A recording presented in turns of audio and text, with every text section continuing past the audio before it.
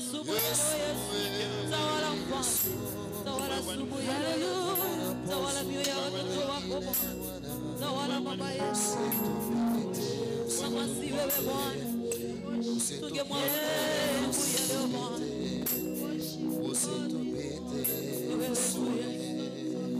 We give you glory, Lord. We give you honor, Lord. Give you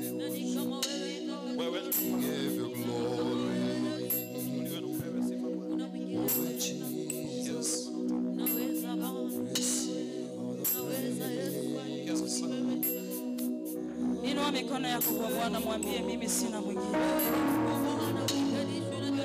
Amon, mwambie Yesu mimi sina mwingine asubuhi ya leo. Mwambie Yesu mimi sina mwingine. Wa kuyatawala maisha yangu sina. Wa kunipa ushindi sina. Wa kuniwezesha mimi sina. Oh, ni wewe tu Bwana. Ni wewe tu Jehova, ni wewe tu mfalme wa amani. Oh, hatuna mwingine asubuhi leo Yesu. Wewe Bwana. Najua Biblia inasema ya kwamba niiteni nitawaitikia. Biblia inasema ya kwamba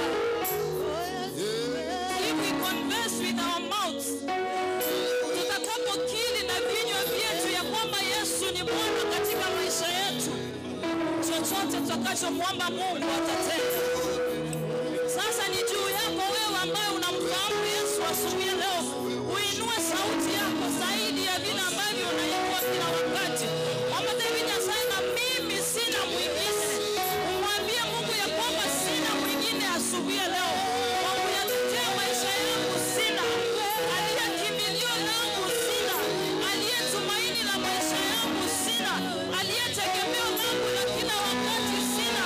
Hata wakati nimefika mwisho ni wewe. Hata wakati nimekataliwa Yesu ni wewe. Hakuna jambo mzuri kama kumwambia Yesu hauna mwingine. Hakuna jambo la kufurahisha Bwana kama kumwambia asubuhi leo ni wewe tu. Tumaini la moyo wangu, kimbilio la maisha yangu, kimbilio la familia yangu, kimbilio la kila jambo katika maisha yangu. Mimi sina mwingine ila wewe Bwana, kimbilio jingine ila wewe Bwana. Mimi sina mwingine ila wewe Bwana, kimbilio jingine kama si wewe Bwana. Mimi sina mwingine ila wewe Bwana, kimbilio jingine kama si wewe Bwana. Sema sina. Mimi sina mwingine. Inua sauti mwambie ila wewe Bwana, kimbilio jingine ila wewe Bwana. Sema sina. Mimi sina mwingine ila wewe Bwana, kimbilio jingine ila wewe Bwana. Mimi sina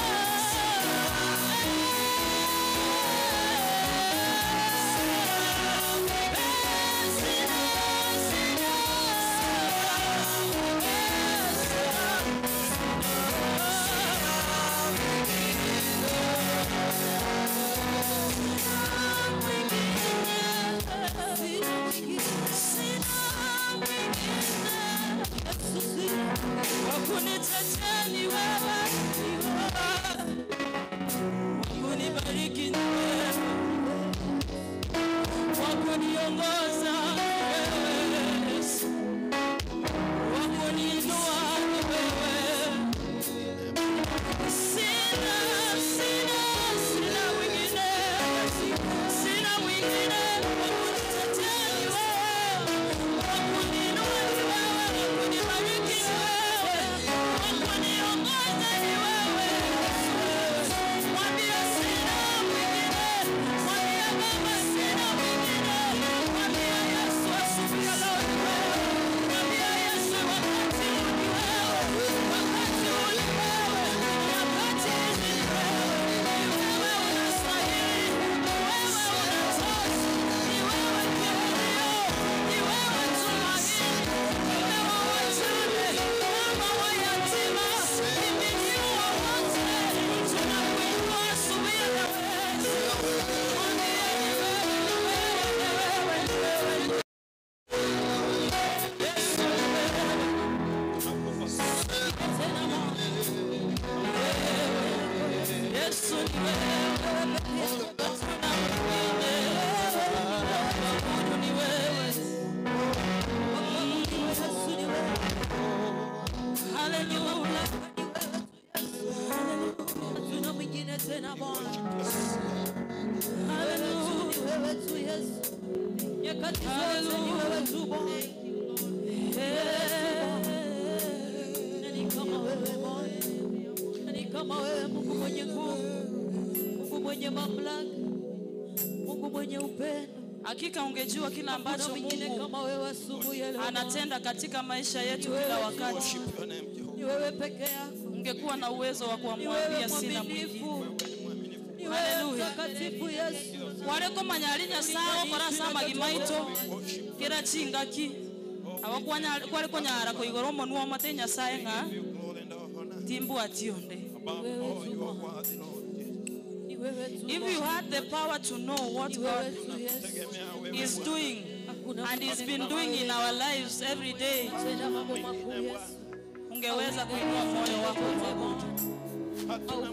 Hallelujah. I want to testify this morning.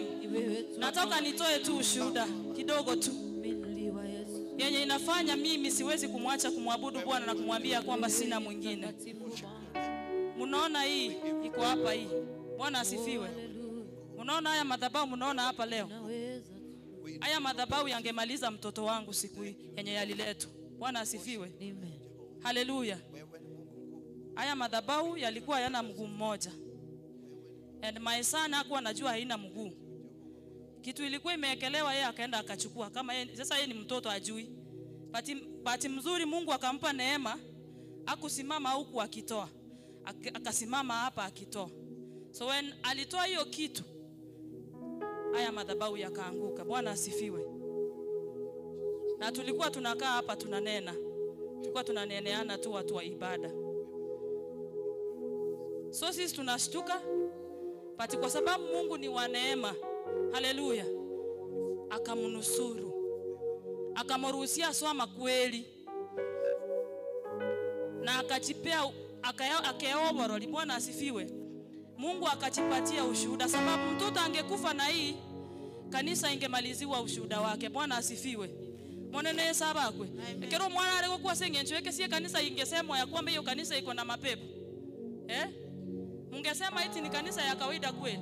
But God akamuepusha na hayo kifo. Haleluya. Ona iko mwana akoroteki. Haleluya. Na hata hakuumia, na hata hii class hata moja ikumuguza. That's why we are here today. Bwana asifiwe. Kuna vile vitu ambavyo Mungu anafanya kwa maisha yako. Unapita mahali unaacha wengine wakikufa. Unapita mahali wengine wamekosa hata hela ya kupata mahali hapo. Until somebody anakuza kwamba muone kama kile kwako litoka itagari ukanyolebe seli. Magi na kile kwete tari ukanyara konyolebe seli. It is by the grace of the Lord. Hallelujah. Makio mwana yako nataka etani iga tabasa kugwerwa negentege kemoite. Bwana asifiwe. It is by the grace of the Lord we go hapa asubuhi ya leo. Kuna wale ambao hawana miguu. They cannot even stand. Wako na maplasta kwa miguu. You have your legs, you are in the house of the Lord. Ulitoka nyumbani ukiwa sawa. Come on, simama kwa miguu yako tafadhali. Mungu aamue siku ya leo kukunyang'anya hiyo miguu atachukua tu. He'll take them. Na utakosa miguu ya kusimama. Hallelujah. Tutoko garanya sausi nyukotowero waroli. Because wakati tuko katika uwepo wake hatuamini ya kwamba anaweza kutenda. Wadeni nyasebo ni kama mimi sina mwingine. I can say and I can testify ya kwamba sina mwingine asubuhi ya leo ambaye ni mtetezi wa maisha yangu kama sio Mungu. Hallelujah. Huyo mtoto wangu angekufa hapa, lakini Mungu alimuondoa huko ili niweze kumpea utukufu na kumwambia ya kwamba timbu atio nema ambia bwana nechinga kichionsi wako sasa na kumotokia kama sio wewe. Inua sauti yako. Imokia liogili awe matenya sana timbu atio. Hakuna lilalo mshinda Mungu wetu asubuhi ya leo. Ndora atie kanisa kwa kiendo. We have come to the church of the Lord tumwambie Bwana onyeni tuone ngeno konyara tungekaa nyumbani, lakini kwa sababu hatuna uwezo ndio maana tuko katika nyumba yako. Mwambie Yesu mimi sina mwingine. Mwambie sina mwingine. Wa kunitawala, wa kuniongoza ni wewe.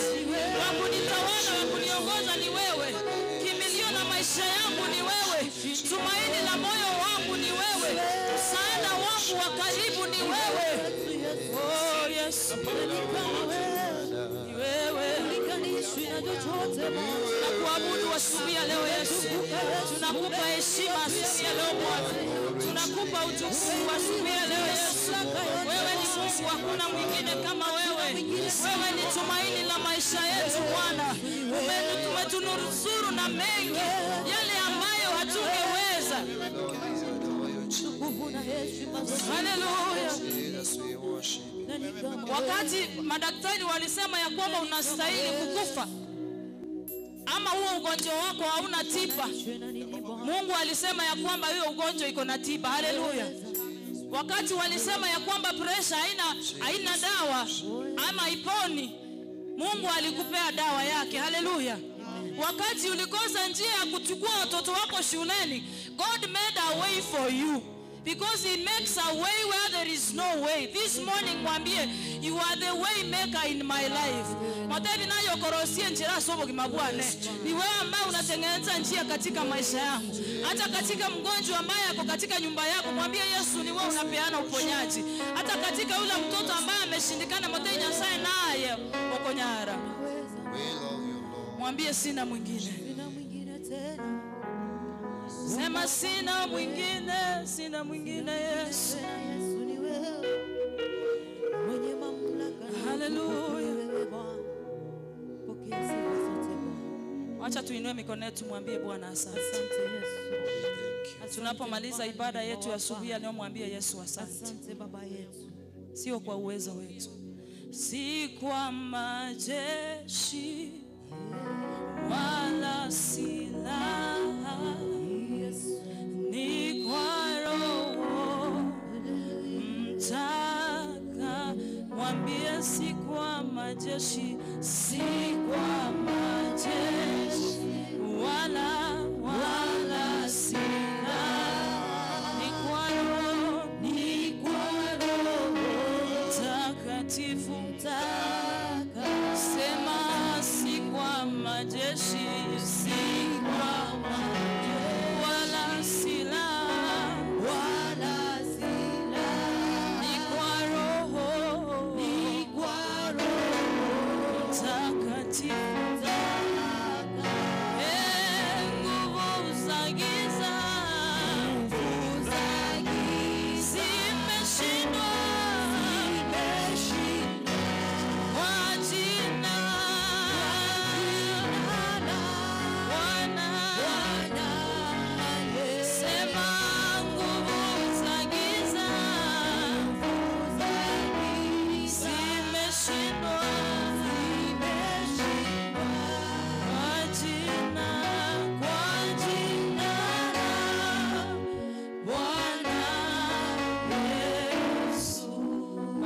katika jina la Yesu Kristo. Bwana, si kwa majeshi wala silaha, bali ni kwa Roho Mtakatifu, bali ni katika uwezo wako Mungu wetu. Asante Mfalme kwa sababu ya asubuhi Jehova. Tulikuita Bwana tukasema ya kwamba nena nasi siku hii Jehova. Mungu wetu, tumeona neema yako katika maisha yetu. Mungu wetu, tumeona twaroriro buyabu wa Nyasaye katika tia bana bawe mambi abano monene. Twakobakire twagotogire Nyasaye. Twenyoiro monene bali katika tieto monene. Wako na magumu katika maisha yao. Machungu yamejaa katika mioyo yao Jehova. Wamekosa tumaini asubuhi ya leo Jehova. Mungu wetu, tunakuomba ya kwamba ukanene na maisha yao Bwana. Ukawape tumaini asubuhi ya leo Jehova. Ukatengeneze njia pasipokuwa na njia katika maisha yao. Bwana, kama ni watoto hawajapata karo ya kwenda shuleni Jehova, make a way for them, O King of Glory. Mungu wangu, kwa sababu wewe ndio mwenye fedha na dhahabu Jehova, fanya njia katika maisha yao. Mungu wetu, tunakumbuka wajane na mayatima asubuhi ya leo. Mungu wetu, nasema katika neno lako ya kwamba wewe ni baba wa yatima, tena wewe ni mume wa wajane. Wajalie asubuhi ya leo Jehova, wasikue wakinungunika Jehova, bali waweze kukupea utukufu na kusema ya kwamba hakika Mungu umekuwa baba katika maisha yao. Uinuliwe, upewe sifa, maana hakuna mwingine kama wewe. Asante kwa sababu ya vipindi ambavyo tunaenda Jehova. Tunaomba neema yako katika kila kipindi Jehova. Mtumishi wako atakaye simama katika madhabahu yako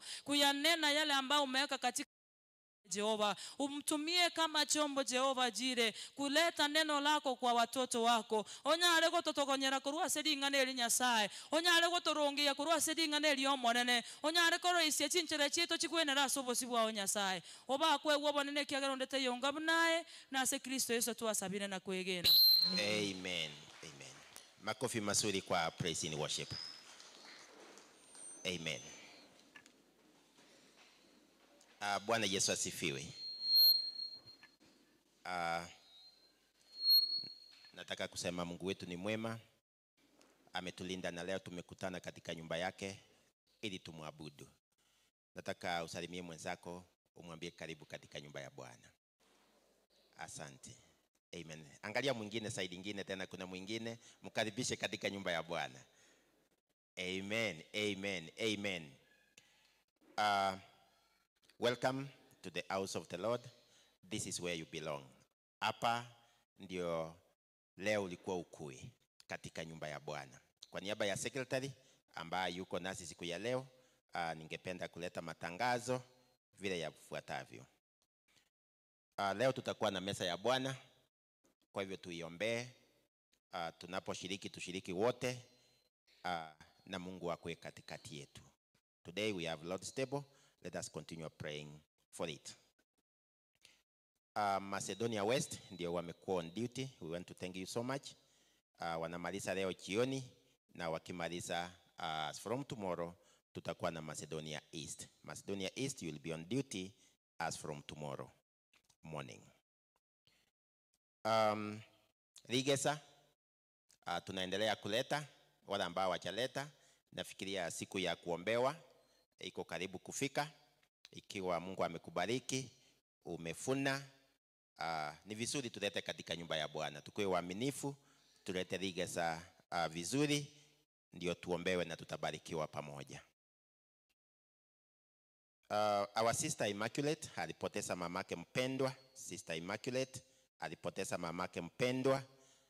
Burial imepangwa, itakuwa siku ya Alhamisi this week. Alhamisi ambayo iko mbele yetu is when we have burial, mother to Sister Immaculate. Kwa hivyo tuombee hiyo familia na tujipange vizuri kama kanisa, kama fellowship, kama welfare. Tukue pamoja na sister wetu Immaculate siku ya Jumatano tunapokuwa na msafara, na Thursday wakati wa burial. Wasee wote tubaki nyuma baada ya ibada. Wasee wote wa TNPC tubaki nyuma baada ya ibada. Kuna ile project yetu ya Goshen, ni vizuri tukutane, tuone vile tutaongea, tuimalize. Kwa hivyo wasee wote baada ya ibada, please tubaki nyuma. Jana tulikuwa na wageni hapa. Jana tulikuwa na wageni kutoka makanisa yote ya wilaya yetu ya Kisii. All board members wale ambao walichaguliwa hivi majuzi walikuwa hapa kwa ajili ya kuombewa. Kwa hivyo timu kutoka wilaya, overseer na timu yake, na all pastors from the district were here. na board zote za makanisa yetu yote waliombewa, including committee ya Nyamataro PH wote waliombewa hapa. Kwa hivyo kwa niaba ya board members wa Nyamataro nataka kuwashukuru nyote kwa kuwapigia kura mara nyingine. Kwa hivyo tunaomba tena tushirikiane pamoja na new board atusongeze kanisa yetu to the next level. May God bless you so much kwa kuwapigia kura tena. Sasa the next level ni kuwasupport, kuwaombea, ndio tusongeze kanisa yetu ya Nyamataro kwenda kiwango kingine. On the same note, nataka kushukuru wote wale ambao walitoa vyakula, maji, mchele, pesa. Wageni wetu walifurahia kwa ukarimu wetu kama Nyamataro, and it's because of you. May God bless you so much. Tunapoendelea kusupport wageni wetu wherever you are called upon to support, we are always positive. May God bless you so much. Ningependa nimalizie hapo kwa matangazo. Nilete choirs mbili ambao zitatuimbia siku ya leo. Tutaanza na Macedonia West, baadaye tutakuwa na watoto. Isaiah, utaendelea kunipangia watoto huko chini wakuwe tayari. Tukimaliza Macedonia West, tutapata watoto wa present their song. Kwa hivyo Macedonia West, karibu sana kwa wimbo mmoja.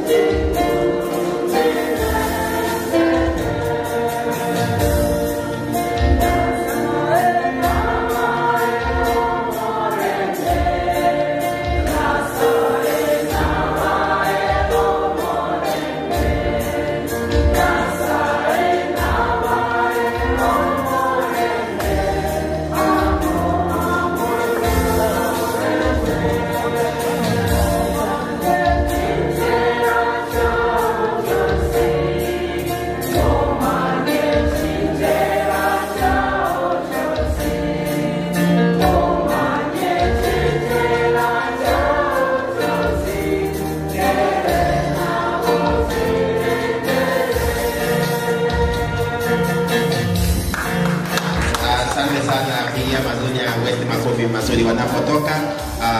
Karibu sana watoto wetu.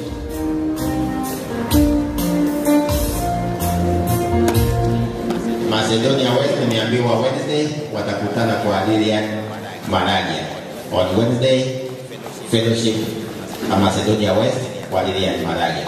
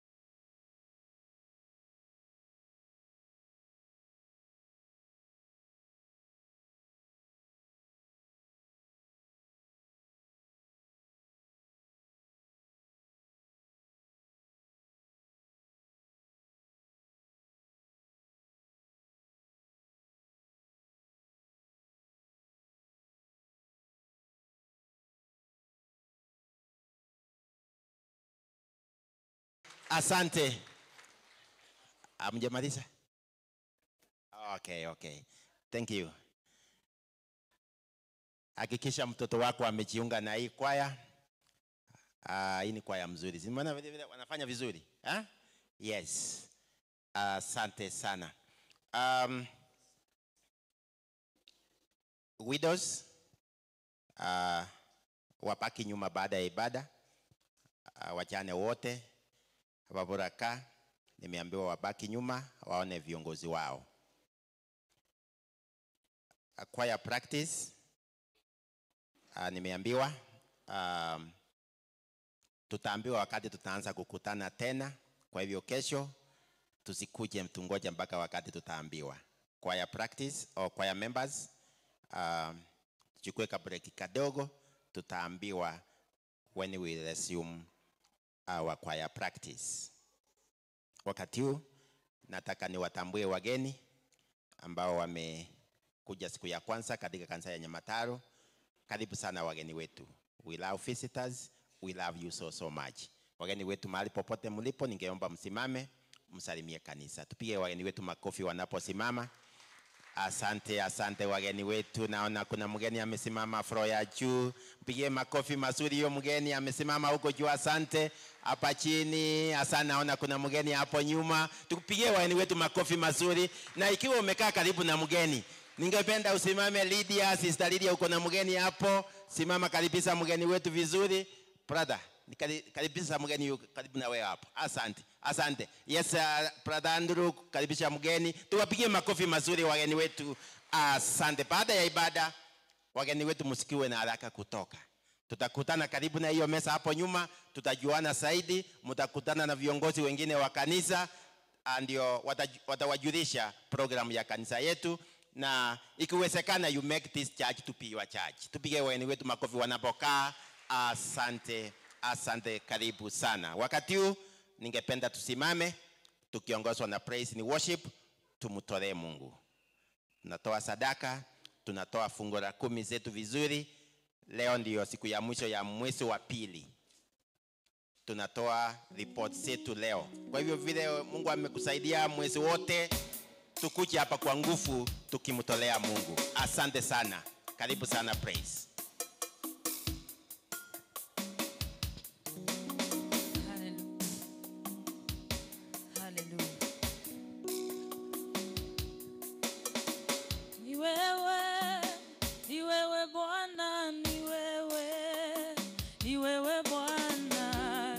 Tusimame wote tunapoimbia tukimletea Mungu. Asante. Oh, ni wewe Bwana, ni wewe Bwana. Ni wewe Bwana, ni wewe Bwana. Nasema ni wewe, wastahili ni wewe Bwana.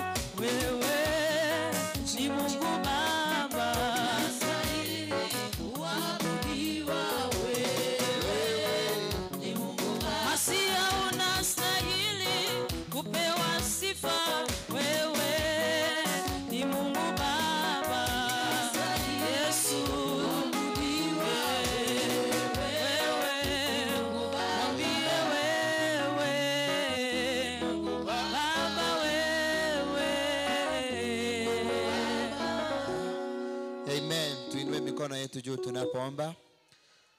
Baba Mungu, katika jina la Yesu Kristo, tunalienzi na kulitukuza jina lako takatifu asubuhi ya leo Bwana. Asante kwa sababu ya neema, kibali ambacho Bwana umetupa kuwa uweponi mwako siku ya leo. Asante kwa sababu umetusaidia wote wiki nzima Bwana. Pia leo imekupendeza tukutane mahali hapa kwa kukuabudu. Na kushukuru kwa wote Bwana waliopata nafasi ya kuwa uweponi mwako Mungu. Hata kwa wale ambao Bwana wamepata nafasi ya kukutolea vile Bwana ulivyowabariki navyo, na waombea neema, na waombea baraka, na waombea milango kufunguka Bwana, na waombea kuinuliwa na kubarikiwa pia katika jina la Yesu Kristo. Mahali Bwana walipotoa walivyokutolea mahali hapa, naomba Bwana ukawasidishie katika jina la Yesu Kristo. Tunapoendelea na vipindi vingine, tuko mikononi mwako. Tunaomba neema yako iwe juu yetu kwa kuwa wewe ni Mungu. Barikiwe katika jina la Yesu Kristo tumeomba na kuamini. Amen.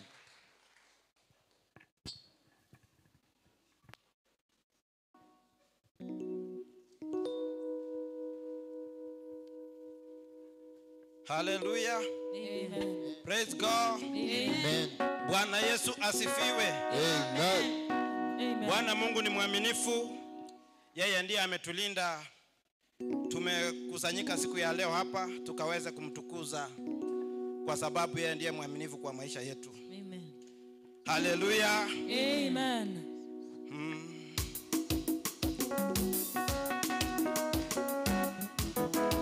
Ni wa milele Yesu.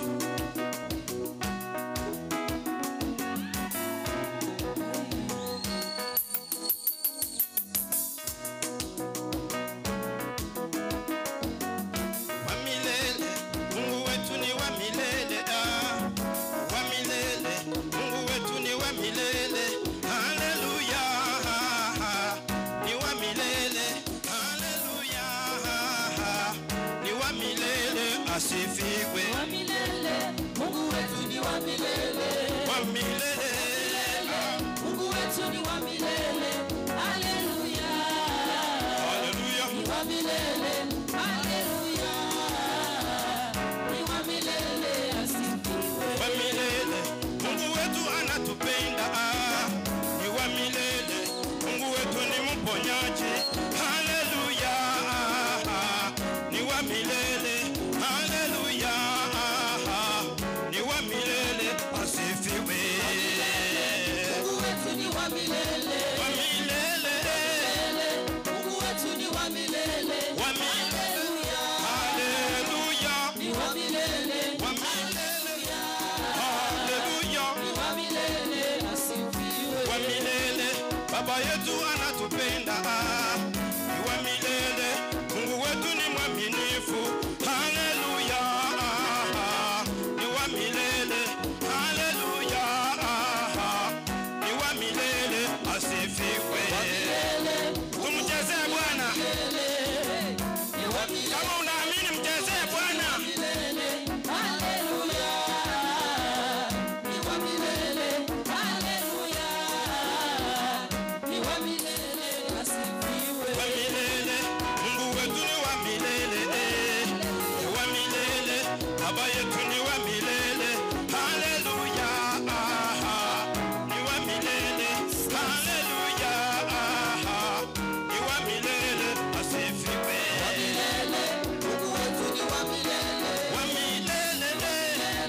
Mungu wetu ni wa milele. Haleluya. Ni wa milele. Haleluya. Ni wa milele. Asifiwe. Nataka nione kama mnajua kuzikwenda.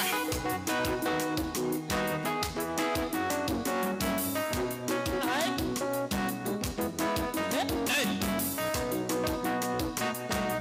Kama unaamini ni wa milele.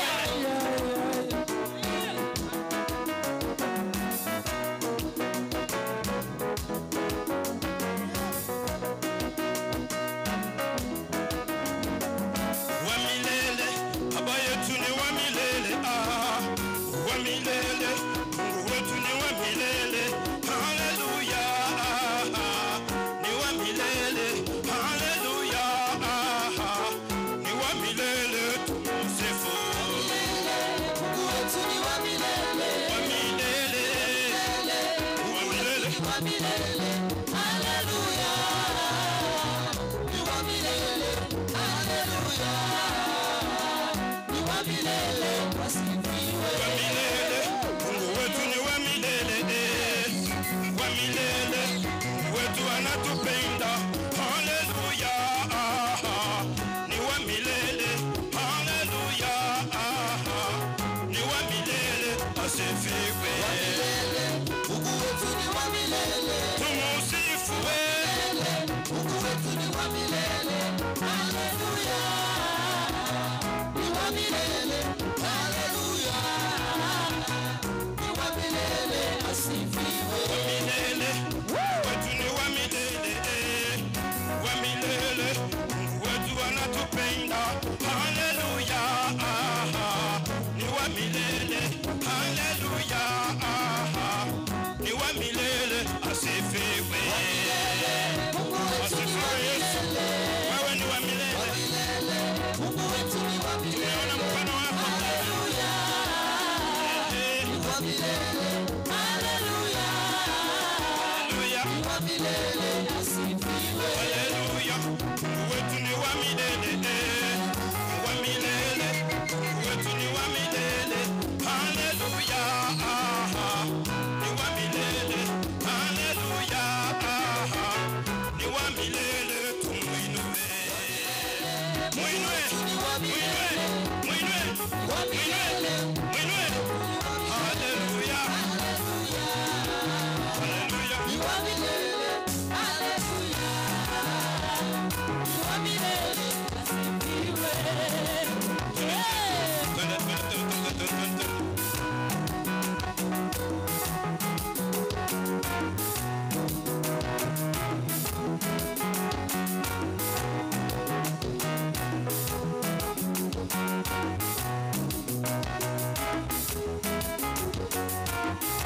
Yesu, tunakupenda kweli, wewe ni wa milele maishani mwetu. Ukitafakari mahali umetutoa Bwana, wewe ni mwaminifu kweli. Kama mnaamini, nataka nisikie makelele na nderemo juu. Haleluya!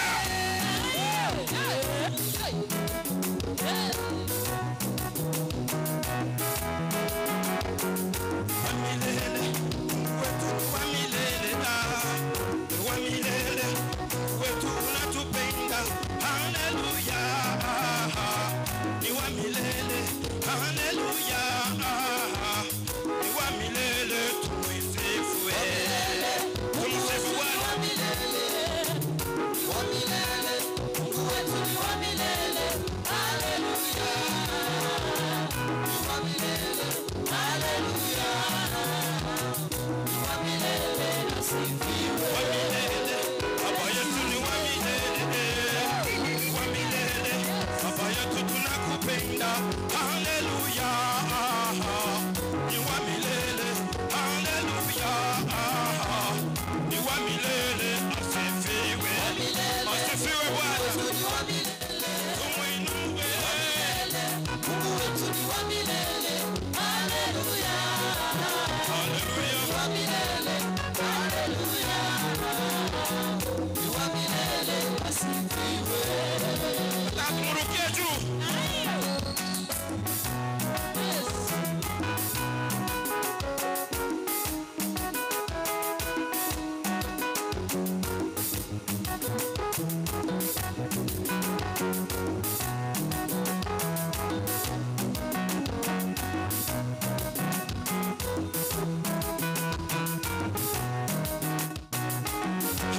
Haleluya.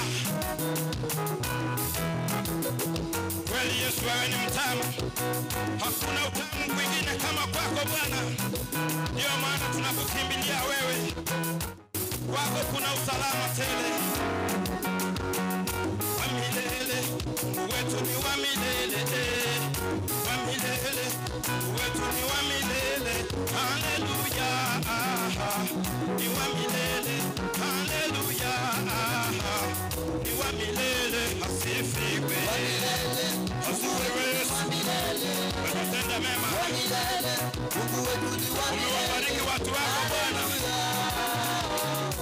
wa milele. Haleluya. Ni wa milele asifiwe. Mungu wetu ni wa milele. Wa milele.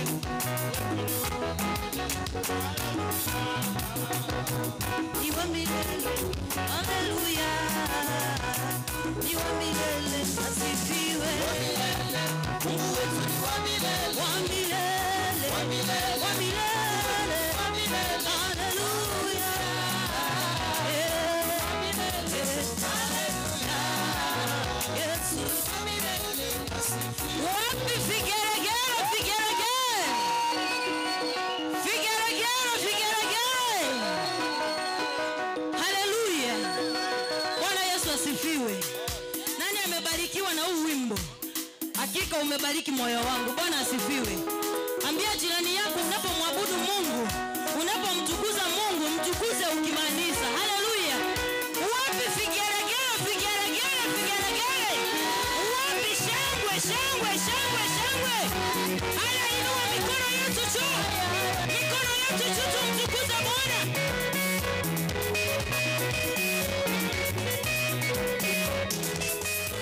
Inua mikono yako kama Yesu amekubariki na mikono. Mwinulia tu mikono juu. Mwambie wa kuabudiwa ni wewe. Wa kupewa sifa ni wewe. Wa kuabudiwa, wa kuheshimiwa ni wewe tu. Mungu wa miungu. Wa kuabudiwa, wa kuheshimiwa ni wewe. Wa kuabudiwa, wa kuheshimiwa ni wewe tu. Mungu wa miungu. Wa kuabudiwa, wa kuheshimiwa ni wewe. Wa kuabudiwa, wa kuheshimiwa ni wewe tu. Mungu wa miungu. Wa kuabudiwa Yesu, wa kuheshimiwa Baba ni wewe. Wa kupewa sifa, wa kuabudiwa ni wewe tu. Mungu wa miungu. Wa kuabudiwa, wa kuheshimiwa ni wewe. Ni wewe tu Bwana. Ni wewe tu Yesu. Ni wewe tu Baba. Ni wewe tu Yahweh. Ni wewe tu kuinua. Ni wewe tu kuinua. Ni wewe tu kupa sifa Yesu. Ni wewe tu kupa sifa. Ni wewe tu kupa sifa. Ni wewe tu kupa sifa. Ni wewe kuabudiwe. Ni wewe kuabudiwe. Wapi shangwe na vigelegele na vigelegele kwa Yesu. Tumpe Bwana sifa.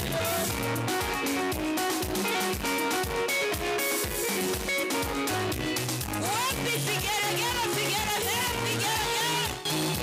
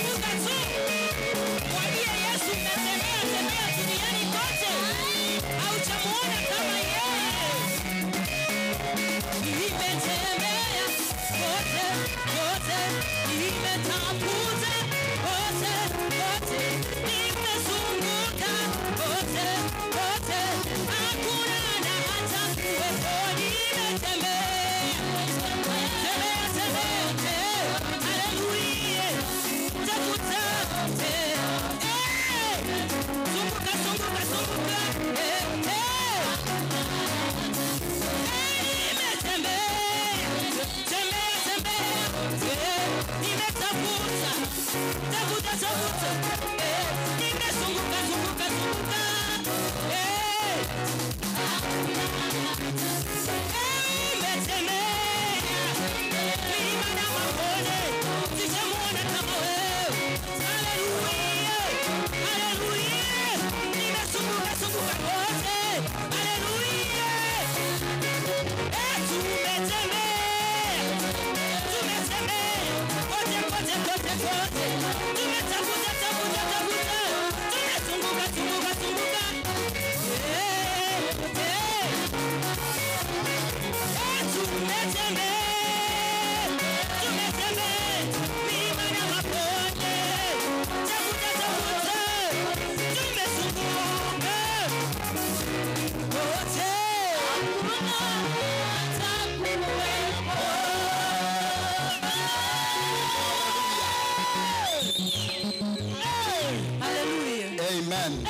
Tuinue mikono yetu juu.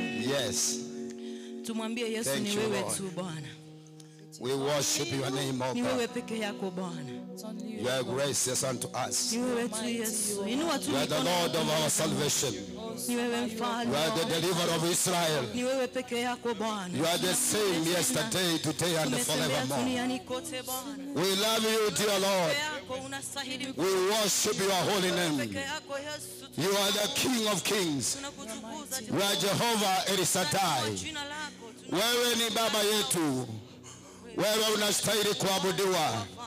Wewe unastahili kutukuzwa Bwana. Wewe ni baba yetu.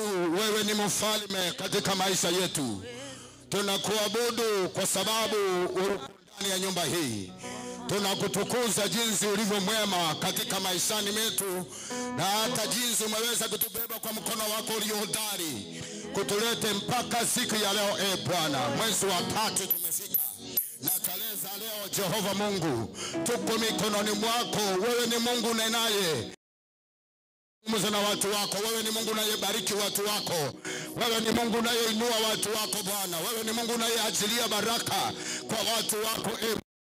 Kwamba katika siku ya leo tunapokuwa hapa Bwana, ukaweze ukaponye mtu ndani ya mkutano, uweze kuinua mtu katika mkutano wa leo Bwana. Walio chini wainue Mungu, wale ambao wamevunjika moyo katika mambo mengi wameyapitia, naomba kwamba ukaweze kuwasaidia na kuwanyanyua kutoka chini, kuwasimamisha wa jina lako. Nabariki kila mmoja, naombea kila mmoja aliye mahali hapa kuanzia sasa na hata kuendelea. Tunahitaji ukaweze kunena pamoja na maisha yetu, maana ni mwema na Mungu mwenye uwezo na mamlaka yote, katika jina la Baba na Mwana na Roho Mtakatifu nimeomba na kuamini, na mtu wa Mungu asema amena. Amen, amen, amen.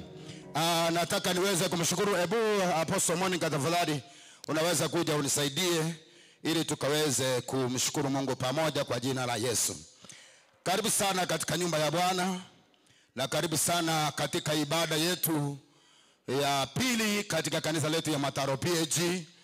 Labda wewe ni mgeni mara ya kwanza kuingia mahali hapa, tunakupenda, lakini Kristo Yesu anakupenda zaidi. Karibu uweze kubarikiwa pamoja nasi na tunapoenda kushiriki katika neno la Bwana na katika mambo mengine ambayo ameweza kusalia tumalize ibada yetu. Naomba kwamba Bwana akakubariki na Bwana akupiganie. Hapa ni kanisa la Mataro PAG. Wale ambao labda ni wageni mmekuja hujajua ni kanisa gani, ni kanisa la PAG. Kanisa linalomwabudu Bwana katika roho na katika kweli. Mahali kila mtu ana maana, anajalisha. Kila mtu ni mtu wa muhimu katika nyumba ya Bwana. Hivyo karibu sana na Bwana akaweze kukutenda mema. Amen. Nataka niweze nilikuwa nataka nifanye jambo moja mbili, lakini nimesikia kwa sababu kuna neema kubwa ndani ya nyumba. Nimeaja mambo mengi hapa nilikuwa nataka niyafanye nyuma wakati tumeweza kubarikiwa katika neno. Nataka tuweze kuingia moja kwa moja katika kitabu cha Mathayo 15. Ase kitabu cha Mathayo 15. Zaidi nitazungumzia kuanzia mstari wa 21 mpaka 28. Mononi kwa nirego chakera 21 mpaka 23. Lakini kwa vile nataka Nitagusa mambo machache kutoka verse 1 kwenda chini mpaka nifikie hiyo yenye nimesema. Ninkune amangana make korwe kebunge getangani goikanyi kerasa na teba. Lakini kwa sasa wacha nisome 21 Asabona tikansome 21 mpaka 28. mpaka 25 Biblia inasema hivi kwa jina la Yesu. Biblia gotebega seri etalia. And Jesus went away from there and withdrew to the district of Tyre and Sidon. And behold, a Canaanite woman from that region came out and was crying, "Have mercy on me, O Lord, Son of David. My daughter is severely oppressed by a demon." But he did not answer her a word. His disciples came and begged him, saying, "Send her away, for she is crying out after us." And he answered, "I was sent only to the lost sheep of the house of Israel." But she came and knelt before him, saying, "Lord, help me." And he answered, "It is not right to take the children's blood and throw it to the dogs." She said, "Yes, Lord, yet even the dogs eat the crumbs that fall from their master's table."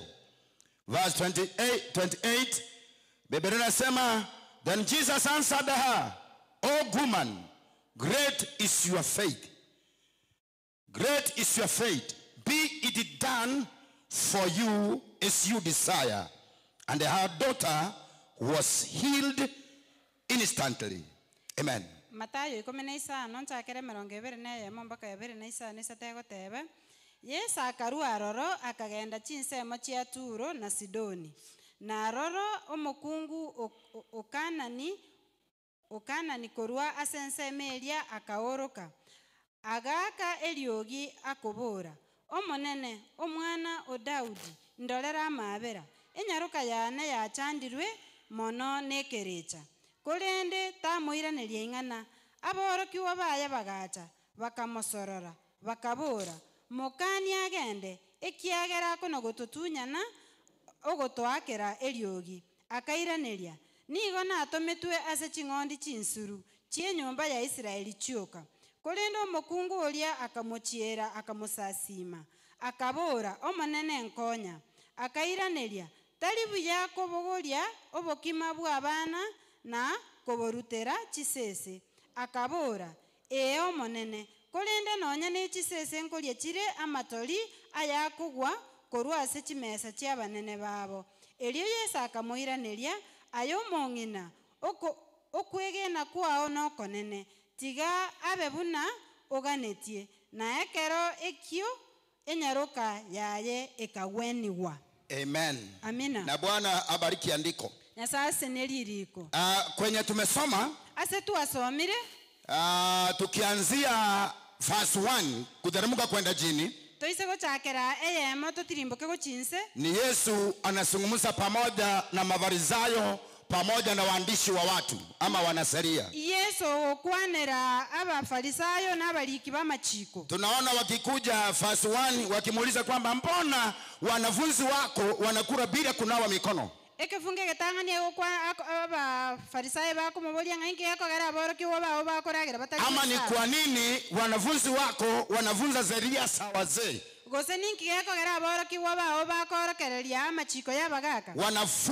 Wanafunja sheria za wazee. Bakuna amachiko yabagaka. Yesu tunaona akiwajibu akawaambia, Yesu akabairaneria akabatebya kwamba mbona nyinyi mnafunja sheria za Mungu kwa sababu ya sheria za desturi na mila? Ninki nuge yako gara moko buna amachikanya sasa njo ya machiko ye desturi na mila. ne chingenjo. Chingenjo che kamera ngakitoka roka kusi. Mira Mira ni Kiswahili. Eke mira. Ya, chingencho cha abantu. Amen. Amen. Bwana asifiwe. Amina. Kwa hivyo akaweza kuwaambia, si Mungu alisema. Akabatebinga Nyasaye tatebete. Hayo maneno ninayapata kwenda jini hapo vile ninaendelea kusoma. Ayugo ko yanyara go For God commanded, honor your father and the mother. Nyasaye na chigete ngosike iso na nyoko. And whoever reviles father and mother must surely die. No yora kwana bobe isa na ngina ni gara kwe. Na kwenda jini Biblia inasema kwamba Na ndiko chinse Biblia yate. these people, huyu ni Mungu, Yesu anasema, these people honors me with their lips, Abantu abe bansigeta mone bikoba byabo. but their heart is far from me. Kolende chinkoro chiabo ni go chirara mona In ichi. vain do they worship me, Agatabange oba ko musasima. teaching the doctrines and the commandments of men. Bagosomya amachika mwanya bantu. So alikuwa anazungumzia Mafarisayo pamoja na wale watu waandishi wa watu ama Wazaria. Igala kukwanira abafarisayo n'abaliki b'amachiko. Na alipoendelea kuzungumza mambo hayo, Nekara agendera tukukwana na mangana. kwenda jini aliweza kuambia hivi, Nago chinsa akabatebi. hear and understand it. Igwamo momanya mangana aya. Is not what enters into the mouth that defiles a person, Tali eke agoso aso mobere bw'omuntu gegosali but omuntu. what comes from the mouth defiles a person. Kolende kerige agosoka korwa aso omuntu bw'omuntu nakige kumusali. Anaendelea kuzungumzia Mafarisayo na Masadukayo. Igagendera tukukwanira abafarisayo n'abasadukayo. Akawaambia kwenda jini, Akabatebya go chinse. every plant that my heavenly Father has not planted Kera omote oyo tato no igora tarasimeka. must be rooted up. Go ikosi morwe. Na kwenda hapo jini akasema, Nago chinsa agateba. nyinyi ni viongozi mlio vipofu.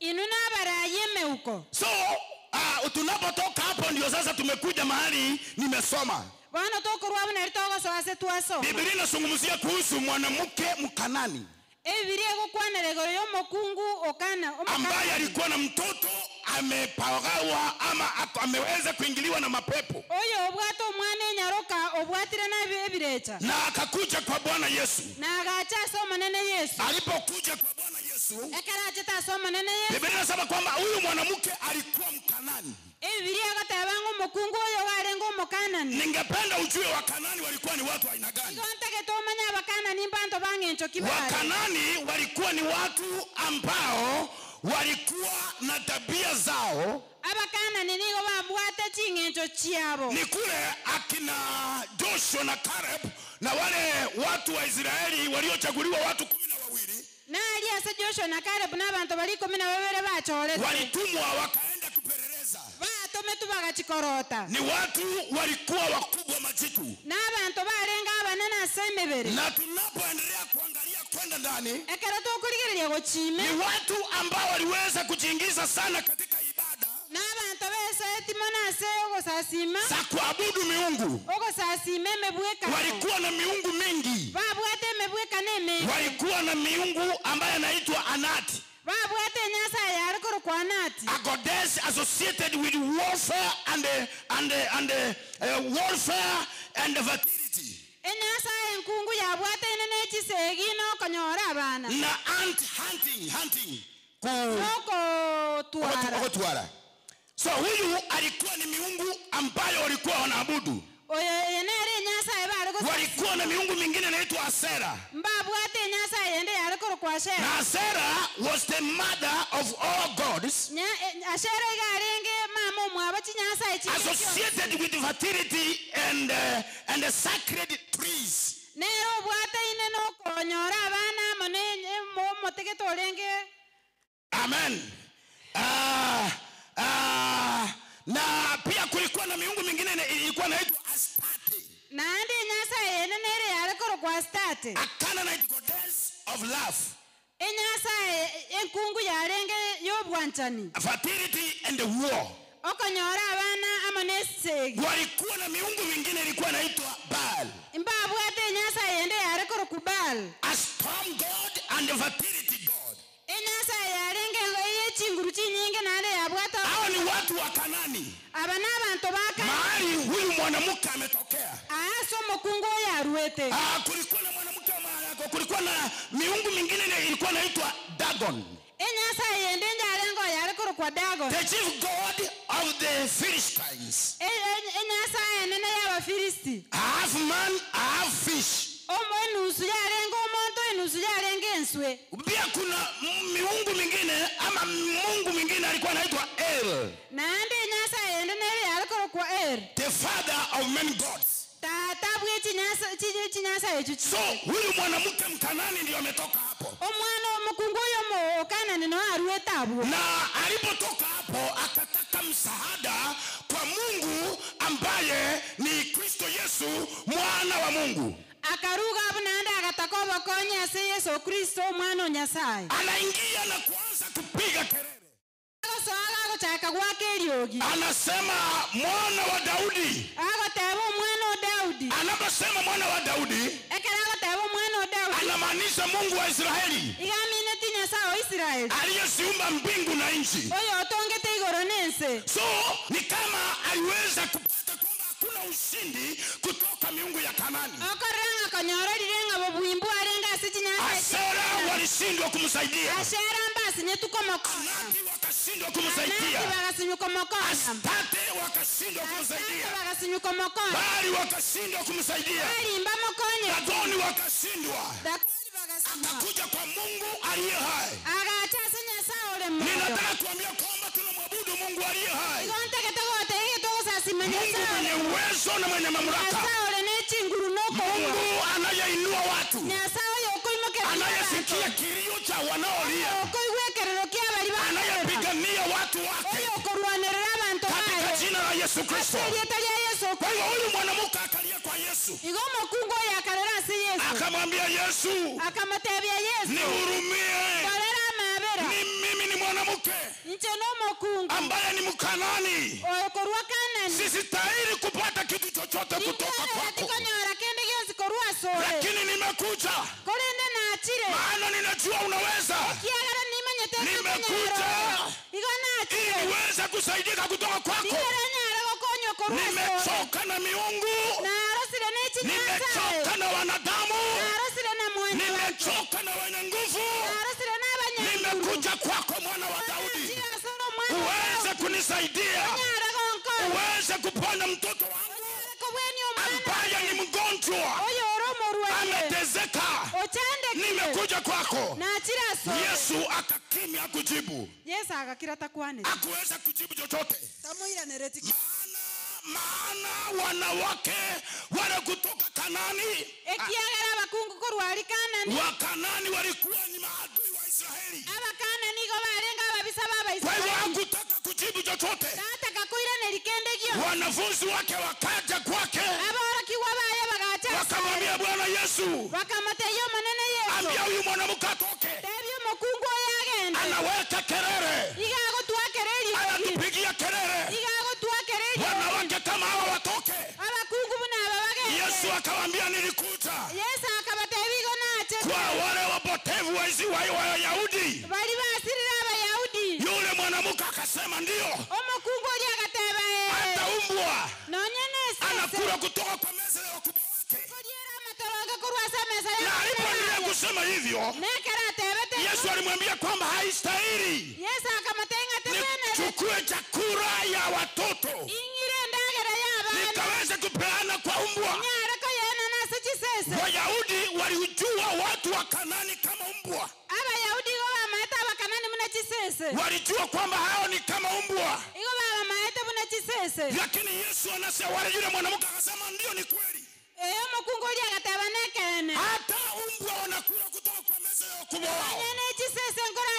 Na Yesu alipoona imani, Yesu alipoona imani ya yule mwanamke, na Biblia inasema kwamba alienda akaanguka kwa miguu ya Yesu. Yeye akaanza kumwabudu, akaanza kumuinua, anasema ninajua nimekupata baraka kutoka hapa, lakini nimekuja. Akaweka magoti chini ya Yesu, na Bwana Yesu alipotazama akaona kile kitendo, akaona imani ya yule mwanamke.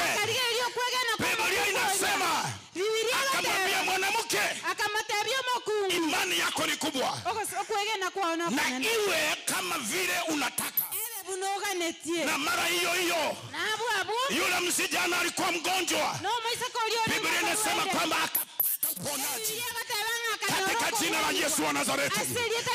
Tumekuja katika nyumba ya Bwana, mahali mambo yote yanawezekana. Tumekuja katika nyumba ya Bwana, mahali milima inarudi chini.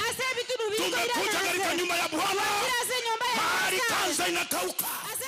Tumekuja katika nyumba ya Bwana, mahali yale hayawezekani kwa wanadamu yanawezekana.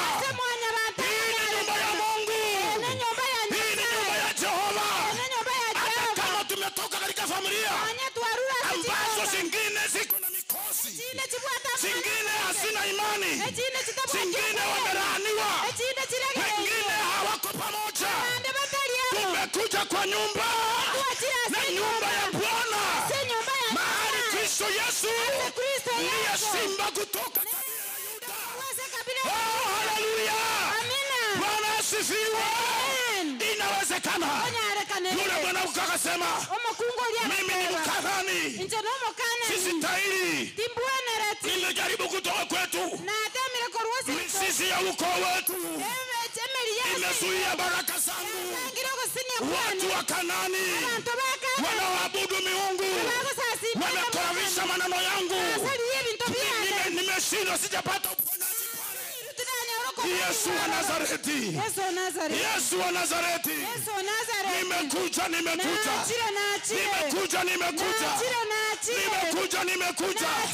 ninataka msaada wako uweze kunipigania. Na Biblia inasema Yesu alipoona imani ya mama mkamani ambaye asitahili, sio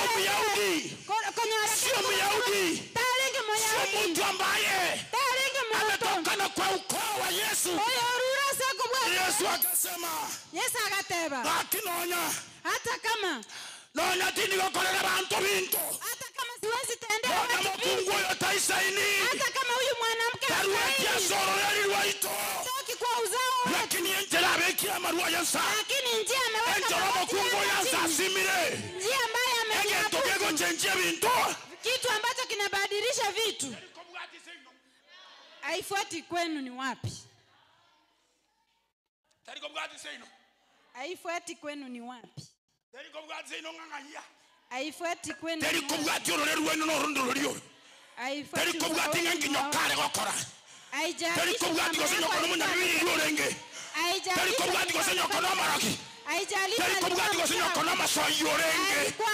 Ekero kwa masasimira Nyasaye. Wakati unamwabudu anabadilisha maneno. Igagonjole bintu. Anabadilisha mambo. Nyasaye tigagonjole bintu.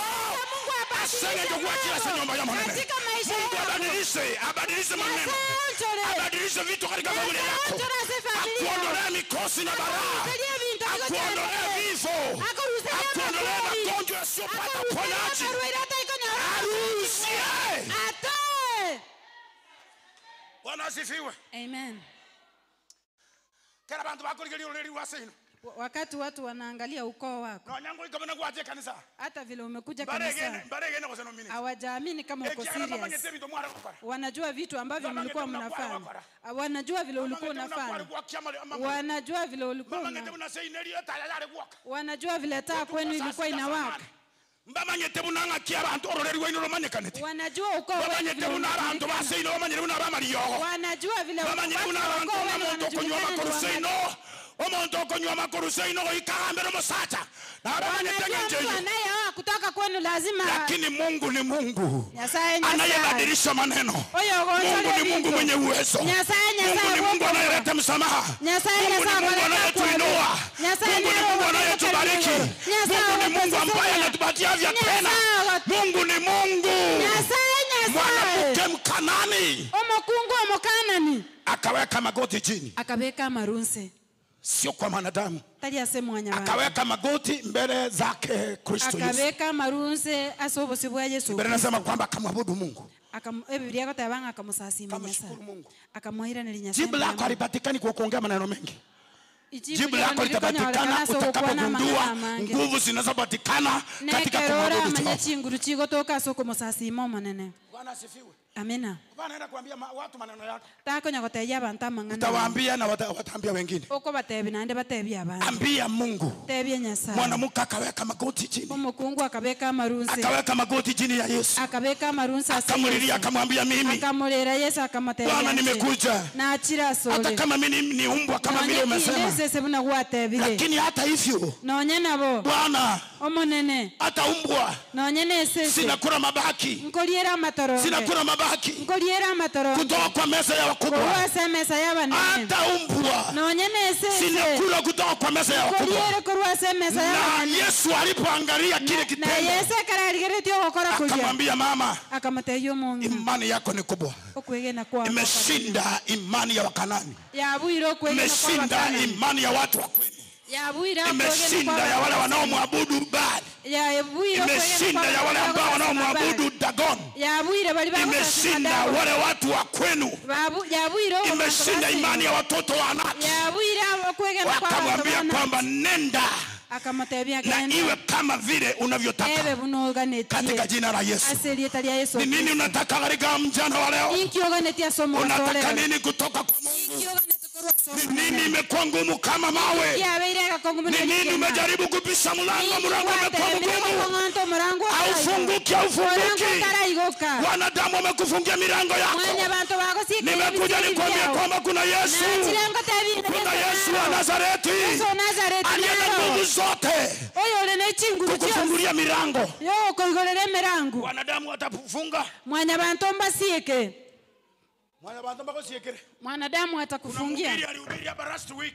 Omorandi narorande tia wiki yetete. Akasema kwamba walifunga milango mpaka 3. Agatebanga bagasieke milango mpaka 3. Lakini kwa sababu watu waliomba, lakini esengenja abantu basabete, milango ikafunguka. Ebisieri bikaigoka. Kuna milango watu watafunga. Ebisieri mbira abantu barasieke. Hata ukienda kwa mganga wa kienyeji, na ogenda no ena somoragoli, hawezi kufungua. Tako igora. Hata ukienda kwa kina nani, na ogenda asengo, hawezi kufungua. Tako igora. Lakini Yesu peke yake ndiye aliye na uwezo kufungua.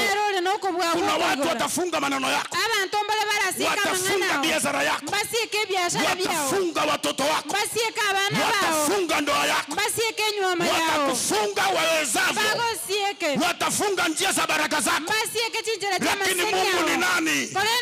Mungu ni wa kufungua. Yesu alisema mimi ni njia. Mimi ni ukweli. Mimi ni uzima. Yeye anapochukua nafasi, lazima milango ifunguke. Nasema wakati Yesu anachukua nafasi, wachawi wa kwenu hata wakifunga kabisa, wafunge kabisa, wasema hapa hakuna kitu.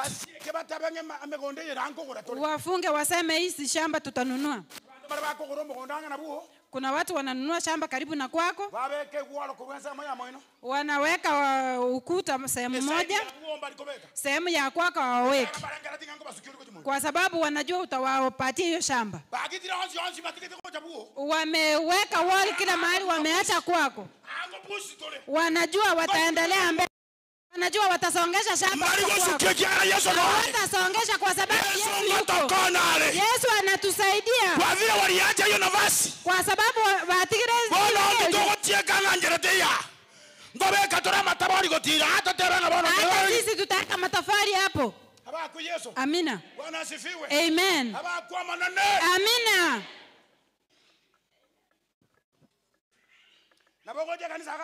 Unaweza kuja hapa kanisani,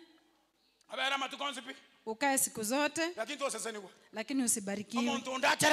Mwingine aje leo abarikiwe. Sisi tunapopika chakula,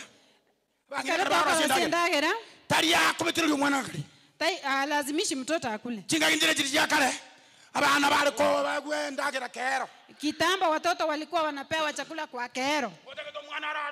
Unataka mtoto alale, unamfunga mapua,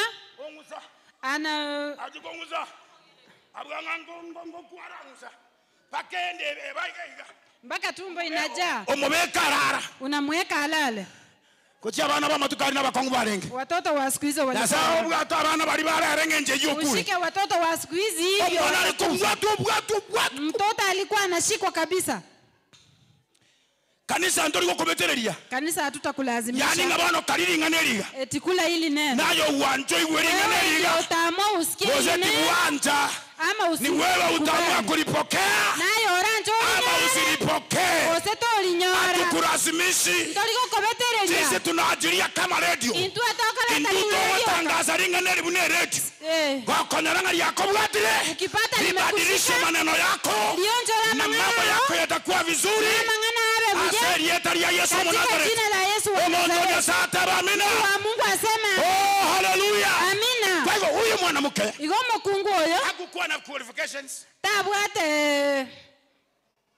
Ebi ema sakarali atakeira mo feve. Tabwate birango. Hakuwa na qualifications. Hello. Bwana asifiwe. Amen. Asifiwe Bwana Yesu. Amen. Hakukuwa na qualifications Tabwate birengo. ya kusababisha apate uponyaji kwa mtoto wake, Biere kogera anyoro kubweni waso mwana oye. lakini bado aliweza kuweka bidii Naande na bakore tumukia. akakoromokia bwana Yesu kakirita agenda tukumugasa Alifanya bidii hata wakati Yesu amenyamaza anaendelea kumfanya. utanyore pi Kuna vitu huwezi pata mpaka kwa kilomoki mpaka uweke bidii. mpaka uombe kwa bidii Mpaka usaba somo. mpaka uje kwa nyumba ya Mungu asubuhi Koikocha se nyumba ya mpaka uombe kila asubuhi kila mchana na kila kila jioni mambi kila mogaso kila marogo. umsumbue Mungu Omo chande umwambie nyasa. Bwana sitoki hapa Omo te nyasa tini lazima kitu kiweze kutendeka Koikoya ntoke koreke. na Yesu akamwambia Na Yesu akamote. wewe mwanamke Ayomo kungu. imani yako ni kubwa Oko wege na kuwa. nimekuona vile umekuja Na arodi buna kuachire. Hata wakati nimenyamanza. Hata wakati Yesu amenyamanza aongei. Anamwambia Yesu, mwana wa Daudi, nihurumie. Tunastahili kuonewa huruma. Tunastahili kuonewa huruma.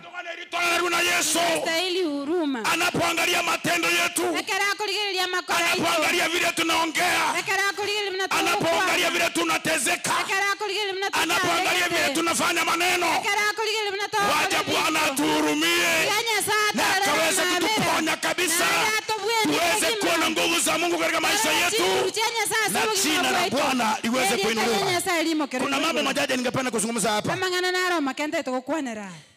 Hawa Wakanani Abakanani aba walikuwa ni watu ambao walikuwa ni maadui iko balenge ababisa wa Israeli. baba Israeli. The Canaanites were enemies of the Israelites Abakanani nigo balenge ababisa baba Israeli. who were God's chosen people. Aba balenge abachorwe ba Nyasaye. Walikuwa ni maadui.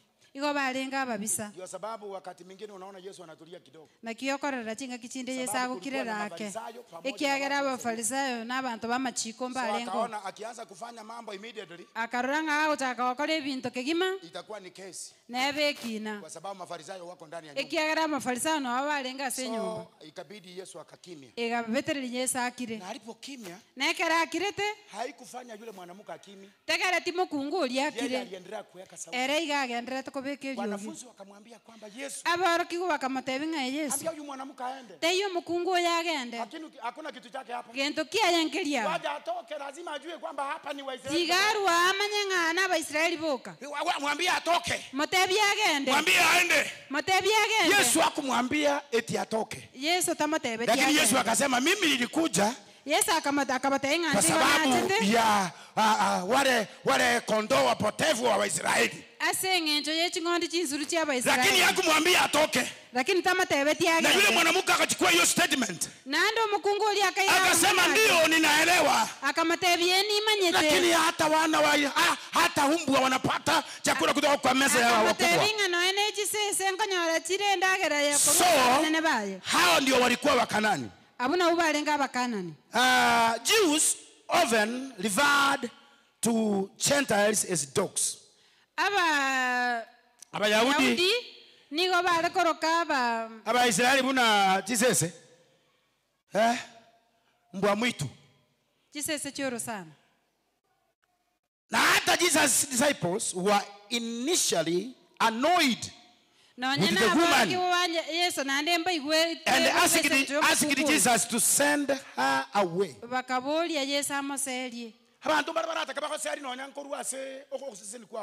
Kuna watu wanaweza taka kukufukuza hata kutoka mahali ambapo unatakiwa kupata baraka. Watakufukuza hata kutoka kwa kwaya. Watakufukuza kutoka praise and worship. Watakufukuza hata kutoka kwa kanisa. Lakini huyu mwanamke hakusikia hiyo maneno yao. Kolendo mukungu yotaigweti mangana. Yeye aliendelea kukaa. Erega agendrete kuikara. Akasema kama mwana wa Daudi yako hapa. Akateba ngonyo mwana wa Daudi kara. Lazima nipate baraka zangu. Goikanya orogo sinia kwani. Na Yesu okay, huyu mwanamke omukungu oyo alipojua kwamba Yesu yeye ndiye mwana wa Daudi, ekara maitenga Yesu nero mwana wa Daudi, aliweka sauti mno, akabeke liogiri nene, sio kwa wanadamu. Tali ase mwanya bana. Kuna mtu mwingine ndani ya Biblia tena aliweka sauti anaitwa Bartimayo. Omuntu onde na nara se Biblia agete liogio korukubati. Wakamwambia kimya. Wakamotebia kira. Akaendelea kupaza sauti zaidi. Akagendera kwake liogiri nene. So tunapokuwa katika safari hii, igoge turasoro gendoro, utakuwa na watu abantu mbabo watajaribu kukusima bara atake kukulimia katika sehemu nyingi asa ange ili usije ukasikike, digere to igweka, lakini paza sauti zaidi kolenda akeli ogimana mpaka upate muujiza wako mpaka onyoreka konekia kwa jina la Yesu wa Nazareti.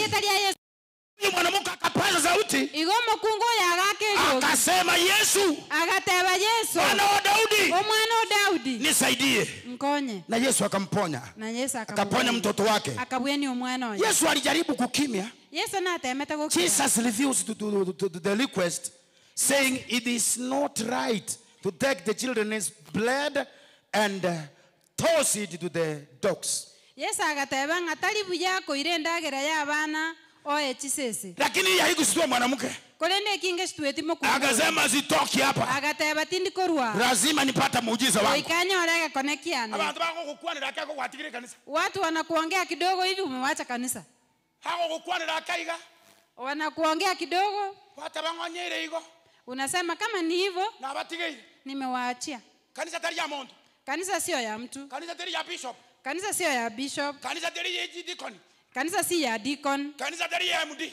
Kanisa sio ya MD. Kanisa tari ya muntu.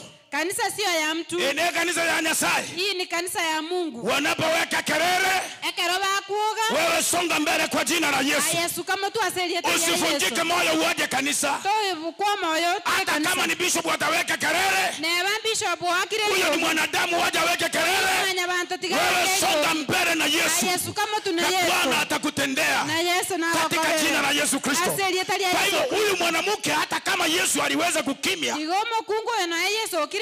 Tabatie sababu yogotiga. Haikuwa sababu ya kuacha. Akagendera kobero. Aliendelea kukaa. Akatabanga na boira.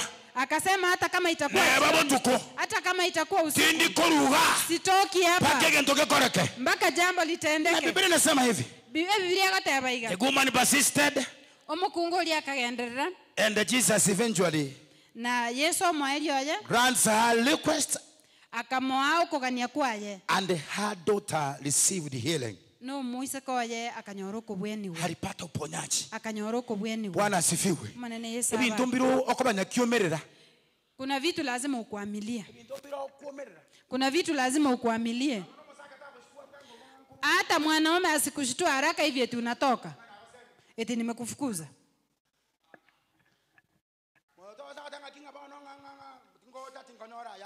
Waacha kuambia eti nikikuja nisikupate hapa.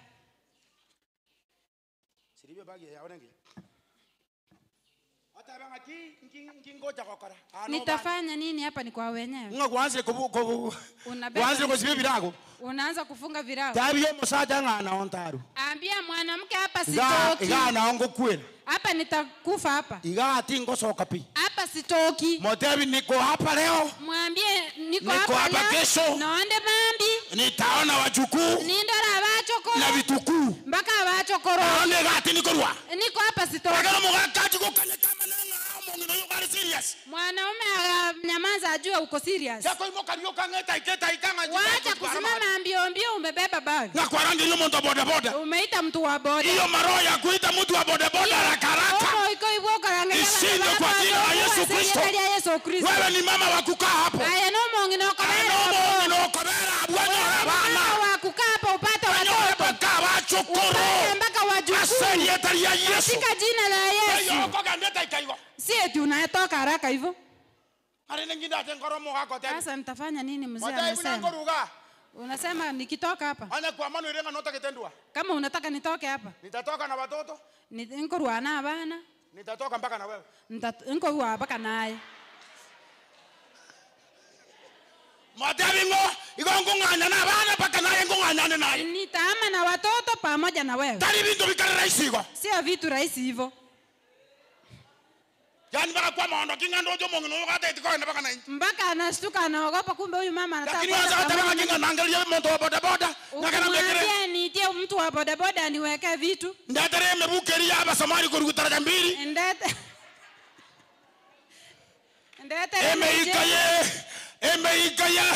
Emeikaye mebuko ya Somalia kwa daraja 2. Hebu kwa sheria ya Yesu. Somalia kutoka daraja 2 ishindwe katika jina la Yesu. Bwana asifiwe. Maana ni Yesu. Kama sababu wangu tamori kuru dini yengi. Wacha kusema utatoroka kutoka kwa hii dini. Nge vitu viko kanarabu na vile ngoko tamani. Vitu ikiendelea hivi nitatoroka. Kama ngoyo na watura. Kutoroka hakuna, tuko hapa. Ngotorega sheria ya monana. Tuko hapa katika jina la Yesu. Kwa Yesu. Amen. Bwana asifiwe. Amen. Tuko hapa. Na watora. Kanisa yenengi yere. Hii kanisa ni nzuri. Watu bali konganya koruga bela. Watu hawami kutoka hapa, kaa hapa. Irayo bugete no anaso konganya kujia. Hata mahali unahamia. Ozenze yonzi mari yanzere. Dunia yote iko na mapengo. Nze yonzi mari yanzere. Aboko bugango muntu kako taranjera gambijare. Utafikiria mtu akitembea njiani yako vizuri.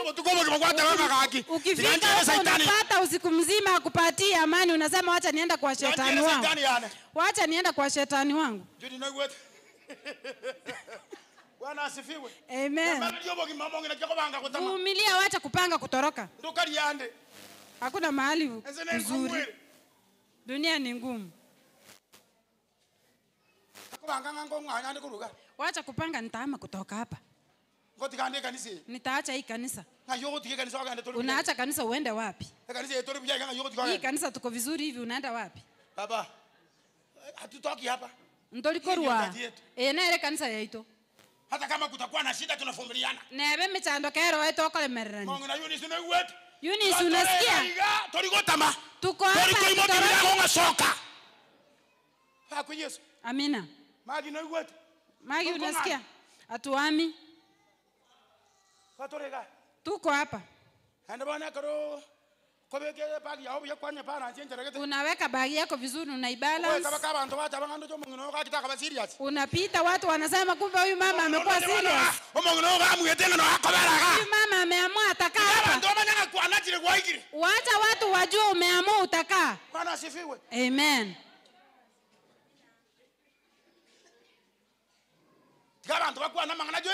Wacha watu waongee maneno Joyce, wakupata uko na mbaka bado. Ukitaka kuwanywesha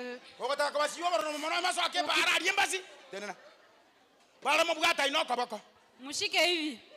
Abantu baje kuminga umuntu twabwetenga amasari yale. Watu washangae, nilifikiria atamfukuza. Barojo gutara. Wapate unatembea. Oyo ogwakwezeri etali yamanana. Kufa afa katika na sawa kolira maya. Kwa sababu Mungu. Oh haleluya.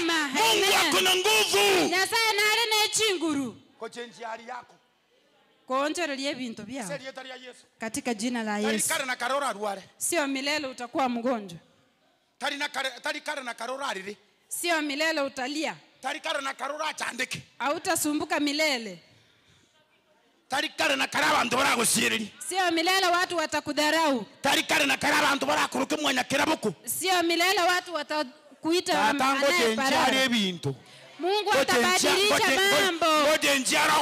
Mungu atabadilisha wimbo. Mungu atabadilisha wimbo. Atabadilisha maneno mwalimu. Ngoja atabadilisha vitu. Mungu atabadilisha vitu. Kwa Yesu. Amina. Nando chwana nakule. Wacha kusema sasa naona nimekufa. Okese bintu bya ikeire. Mahali vitu imefikia, Ndombiri buya. vitu haviko sawa. Nyenye abantu bakukwana. Njia watu wanaongea, Abantu kuzitika bakwana. si watu waacha waongee. Umuntu abantu bakukwana moya. Mtu ambaye watu wanaongea huyu ako hai. Mtu ambaye watu hawaongei ni yule amekufa. Mtu akifa watu hawaongei. Yule mtu ambaye ako hai watu. Kwa nini watu wanamuongea? Kwa sababu amewashinda. Wakati umeshinda watu lazima wakati umeenda mbele ya watu lazima wakuongee. Mtu ya abantu goikabagokwane.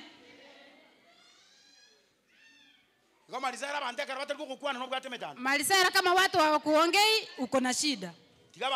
Wacha watu wakuongee. Wacha watu wakuongee.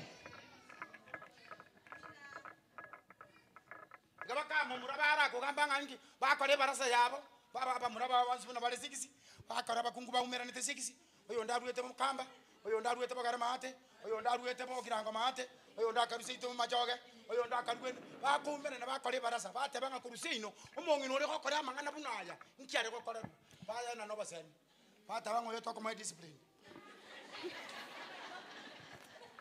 mangana yo mosiaro ko tebinga kigo batabanga kwa bare discipline ngo toko kwananga ngwe bakubwatire baba suna matu baro sikipisi mtu mmoja anakuja anakufichulia siri anakuambia siku ile utafanya nye utapiwa. Hello. Gabara kokwana. Wacha wakuongee. Aba kwa manana. Amen. Tabanga kinga abantu bakukwana. Wacha kusema ni kwa nini watu wananiongea. Wacha watu wakuongee tafadhali. Nyamanza watu wakuongee. Abantu bakukwana mbona naliyo baba. Wacha watu wakuongee saa hizi wako na nafasi. Abantu barako kosori. Wacha watu wakuongee. Abantu bakukwana nyambi bitiri tuko. Wacha watu wakuongee hata watu 50 kwa siku. Wakati watu wanakuongea ni vitu vitatu ama mbili. Watu watakuongea wakifikiria wanaongea vibaya. Wanataka Jacqueline ajulikane zaidi. Watu wanaanza kuulizana Jacqueline ni nani? Pamu ni nani? Pamu yule wanaongea ni huyu. Wanakufanya unajulikana kwa watu. Amen. Bwana asifiwe. Amen. So ego tunale kukwana nekega. Nilikuwa naongea. Tigakire milima ya imokirigo. Wacha kila mlima ambao umeinuka juu. Eida Nancy.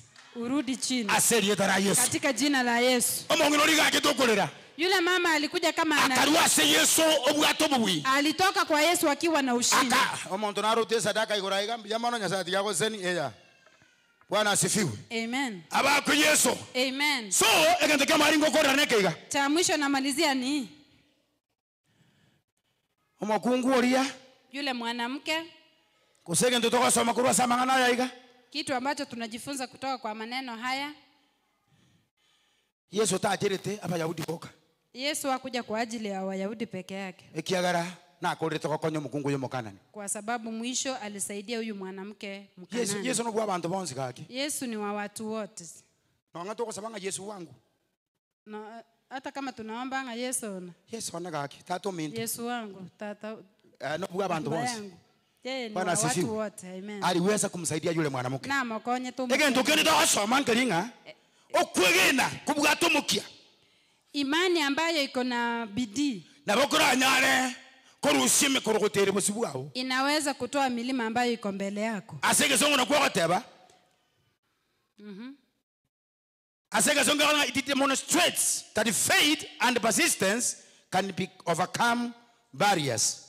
Yani okwegena na kogenda rotari gotiga na bogoko rushye. Kokogera eme korogotere bosibwao yakoira mareo. Inafanya milima yakoira shororia. Imekufanya imekupatia ukizunguzungu. Osirenga kyokora. Umeshindwa vile utafanya. Lakini yakerobe getokwegena. Wakati umeweka imani. Ama nomokia. Na bidii. Oikebi tuno byansubira nansi. Hiyo milima yote lazima asere dara Kristo Yesu. Katika jina la Yesu. Bwana asifiwe. Amen. Sengenge yo Yesu akanara koba then Jesus answered her. Yesu akamoira niliakamate yayo mukungu. Great is your faith. Okwegena kwa onoko nene. Tigo mwana wanyo roko wenu. Wacha mtoto wako apate uponyaji. Ngendo kikeria aseri tukeriria lero.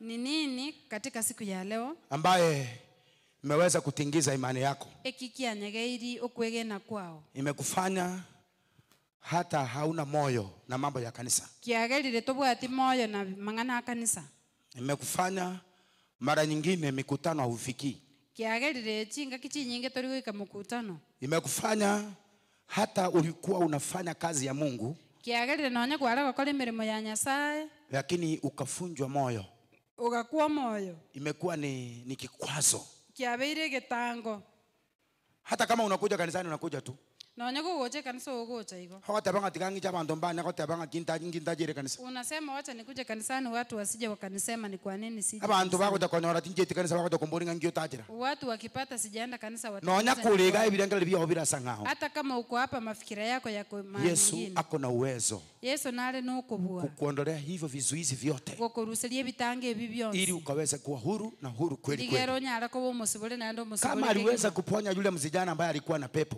onyo nyare takokubweni umwana uli obwatekereje anaweza kukuinua wewe, na bako nyara kukuimuka, anaweza kukusimamisha wewe, na bako nyara kukutetea, anaweza kukutetea wewe. na bako nyara kukuruana Aye ulinzi pi wewe ambaye uko chini. Nyasaye wako nyara kukukonya, Mungu anaweza anaweza kukusaidia na kukuinua anaweza Katika- nanya alego konya na katika jina la Yesu Kristo. aseli etalia Yesu Kwa hivyo Kristo. kwa hayo mengi na majaje, Asa yua mange na make nataka niweze kuachia hapo ntakete gutigera abo nikisema kwamba yule mwanamke alitoka mbele za Yesu ingo tabango mukungu oliga ruete bosio bwa Yesu akiwa amefanikiwa mtoto wake kupata uponyaji. gasese nirio mwana oyo anyorire okobweniwa.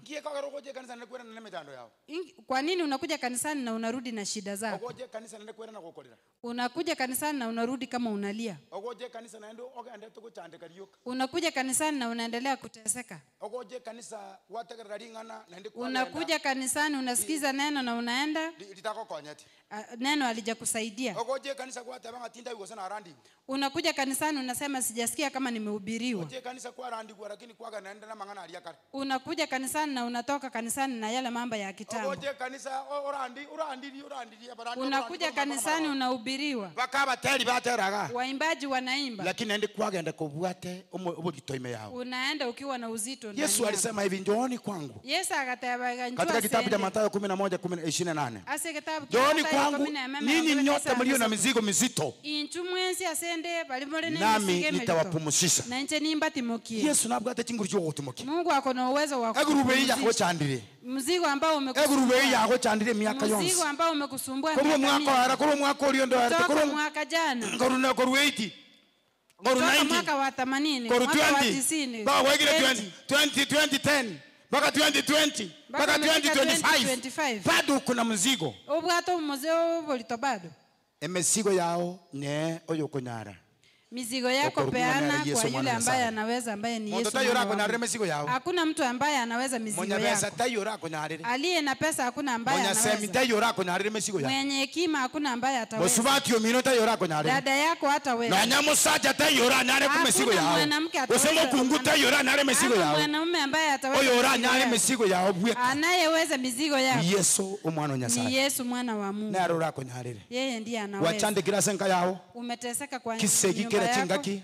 Vita kila wakati. Moigwana nina bana bao. Kisegi Msikizane na choka. watoto wako, Moigwana nina mukao kisegi choka. Moigwana Usikizane na musacho. bibi yako, usikizane na bwana Emechando yako. yoke baonto kana ina. Shida inawazunguka kila Aho tabana wakati. kingokora. Unasema nitafanya nini? Yesu omo Nazareti. Yesu wa Nazareti Konyarare. anaweza. Mugasoyo bono. Mchana wa leo. Anaweza mjana wa leo. Nkonyararo Haijalishi ni mugasore. nini iko mbele yako. Teri kumilinga nkikere mutu. Yeye ni muweza mambo yote. Erega konyara mangana. Kile kitabadilisha maneno yako na hali yako Kelikera atenji ya mangana. ni imani yako katika No Kristo. kwegenda kwa ase Na kama Kristo. unaamini neno hili, Na ndonye kwegende linga naenda neli. kuomba na wewe mjana wa leo maombi Ndande mafupi gosaba mno, naye mugasole na ra Bwana musaba ataleta mengi. mabadiliko katika Na maisha Nyasaye yako naleta maonjeri ya katika jina la Yesu Kristo. Asili italia Yule Yesu mwanamke Kristo. hata hakuambiwa kuja mbele, Nonye no mukungu ulitata ebiri njuma. lakini alijileta mwenyewe mpaka kwa Nere Yesu. bweka bwereta ta ase Yesu. Akaweka magoti yake chini kwa Akabeka Yesu, marua yensa ase Yesu. akamwabudu Yesu, Akamusasima na Yesu. Yesu akamwambia, Na Yesu akamutera. mwanamke, Umukungu. imani yako ni kubwa, Okwegena kuwa noko umeshinda ya watu wote.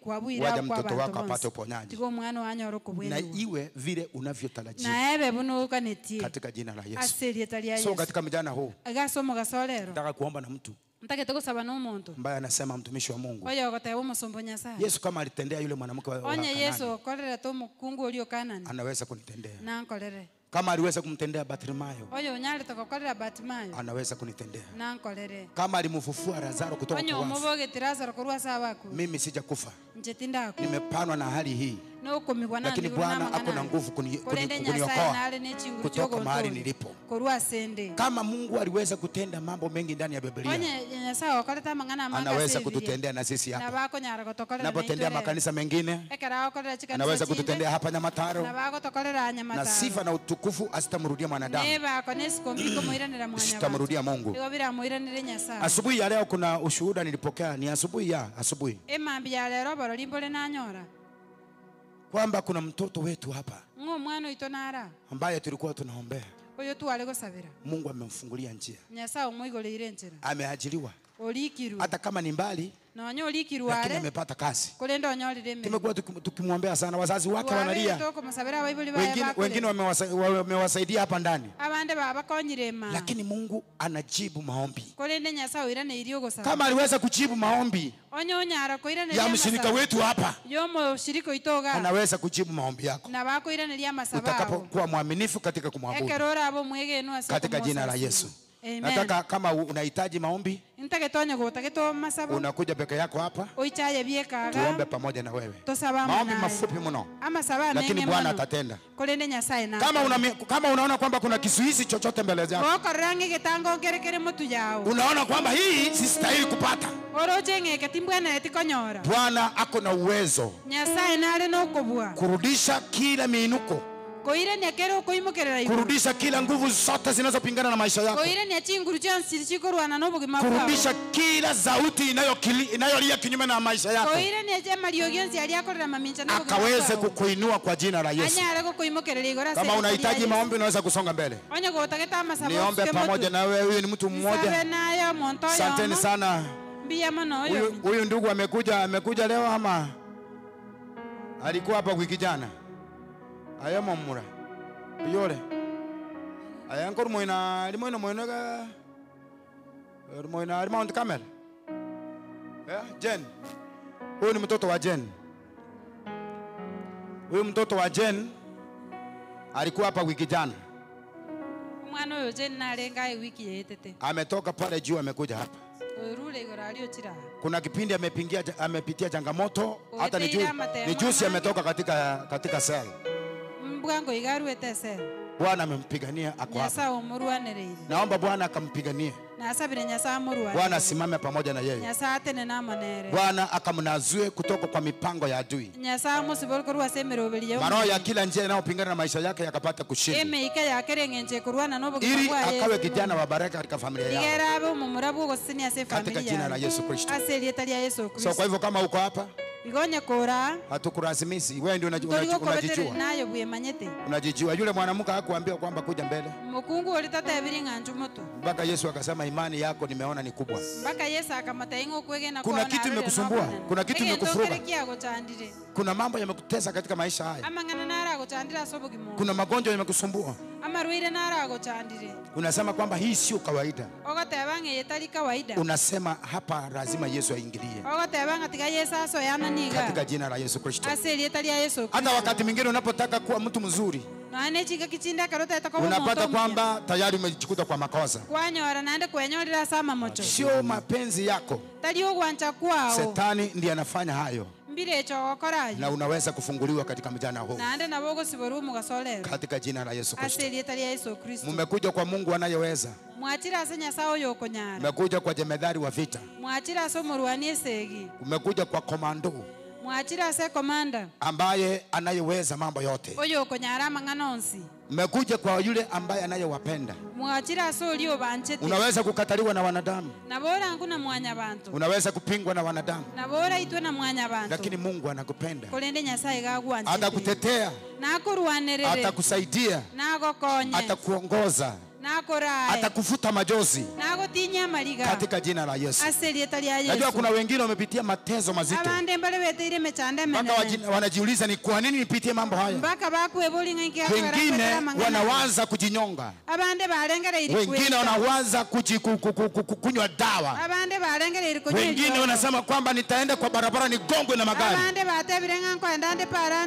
mtu omunega lakini sio mapenzi ya Mungu. kolende tali uwanja kwa Nyasaye. Bwana ako na mpango na maisha yako Nyasaye nale no murobeli no na anaweza kukusimamisha kwa jina la Yesu. ande nago tenene asili Neema ya Bwana ikakutoshe. obuya bwa Nyasaye bogo isana Tuinue mikono yetu juu mliokuja mbele. toimokereria maoka ito igoro bali tuacha mutwe Wale ambao wamekuja mbele hapa, bali tuacha mutwa Bwana naona imani yenu Nyasaye narocho kwegena kwao mliowatoa kwa viti vyenu oko kwa barusi ase birogo byenyu ikawafanya mkasonga mbele, kwagera mwacha mutwe iwe sababu ya kuwashughulikia ebe ng'encho yokogera abakorere katika jina la Yesu Kristo. ase rieta ria Yesu Usiniangalie mimi, tondigereria nche muangalie Mungu muumba mbingu origereria na nchi, Nyasaye oyo otongete igoro nesi anayeweza mambo yote oyo okonyara amang'ana onsi katika jina la Yesu. ase rieta ria Yesu Baba, nakushukuru sana tata nawakeire mbuya kwa mono sababu ya wapendwa hawa ase ng'encho y'abantu aba ambao wamekuja mbele, aba bachire mutu wameweka magoti chini babekire amaru abo nse kama vile mwanamke wa Kanani alifanya. buno omokungu okanani akorete Na ulipotazama imani ya yule mwanamke, nande ekero kwarigeretie okwegena kwa omokungu oria ukamwambia mama,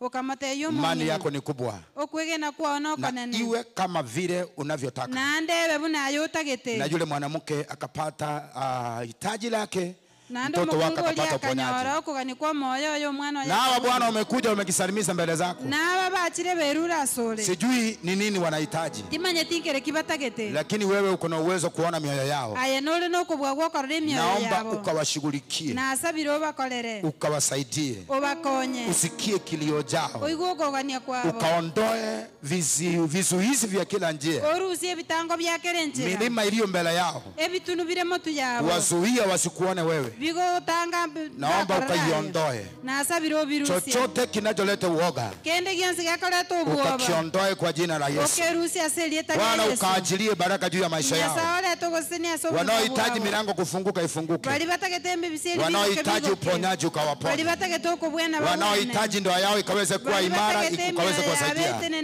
wanaotaka watoto wao wabarikiwe, bali wabarikiwe. batagete abana babo basene Nazua mtu kutoka kwa mikozi ya ibilisi, sibora omonto korwa nazua mtu kutoka kwa mitego ya shetani. sibora omonto korwa ase metego ya bi Komboa mtu katika mchana wa bali leo, omonto asomo basore ili kwamba akaweze kukombolewa na wewe digeranya ara kobori na atembee chini ya nguvu zako, nanda atalenze yechi katika jina la Yesu Kristo mwana wa Mungu aliye hai. Asante maana umetenda, buya mana asenye na kando yako hakuna Mungu mwingine. kando yaonya sawa Jina la Baba litukuzwe elieta lya olimo na jina la Baba liinuliwe. nelieta lya Bariki kila mmoja aliyekuja katika ibada hii, hata kama wengine hawakuja mbele. Ninajua tuko na mambo ambayo yametuteza katika maisha haya. Tumejaribu watu watusaidie, hawakatusaidia. Tunaomba Bwana mbingu ikatushughulikie. Kama kanisa tumejileta mikononi mwako, tusiyoyaweza utuwezeshe Bwana, ukatutetee katika njia zote, na tukaweze kutembea katika mwezi huu wa tatu chini ya nguvu zako na uweza wako. Na ni katika jina la Baba na Mwana na Roho Mtakatifu nimeomba na kuamini. Na mtu wa Mungu asema amina. Amen. Amen. Amen. Bwana akawabariki na Bwana awatendee. Amen. Amina. Bwana awabariki kabisa. Amen. Neema ya Bwana. Obuya bwa Nyasaye. Amen. Amina. Kwa sababu hiyo Asengenje. naomba Bwana akubariki sana ukiwa hapa. Nasabire Nyasaye osindiki makora. Yeye ndiye anayetusaidia. Ere nero gotokonya. Mahali hatuwezi kama wanadamu, Ase tutaliko nyara buna mwanya bantu. yeye anaweza, Ere nko nyara ali. kwa jina la Yesu Kristo. Ase lieta lya Yesu Kristo. Amen. Amina. Kuna watoto tuliombea Abana mbale tuwasaberete. mwezi wa 8 Omutienyo nane. mwaka jana. Omwaka oetete. Mtoto anaitwa Geoffrey Prince Odhiambo. Geoffrey Prince Odhiambo. Hako hapa? Geoffrey Prince Odhiambo. Mzazi wake yako ama? Mzazi wake anaitwa Victor Odhiambo. Umwebalia yako ku Victor Odhiambo. Kuna mwingine tuliombea mwezi wa 7 2024 anaitwa Makla Nyaboke Levi. Makla Nyaboke Levi. Hako? Ni kama hayuko. Kuna mwingine anaitwa Donatel Buchavi Elio Okeli. Tulimwombea mwezi wa 5. Samani sana 2021. Hizi ni kadi tumeombea watu, lakini huyu mtoto si amekuwa mkubwa. Mwana utabatia maneno kwa 2021. Ako wapi? Ni kama yuko. Kuna mwingine ambaye anaitwa Benjamin Praise James. Tulimwombea tarehe 28 mwezi wa 9 2023. Hawako. Amen. Amina. Wacha niombee mtoto anaitwa Davis Onyango Orwenyo. Tianza vero mwana kwa Davis Onyango Orwenyo. Na mwingine anaitwa, wakuje mbele haraka maana hatuna muda. Kuna mwingine anaitwa Desmond Mwendwa. Desmond Mwendwa.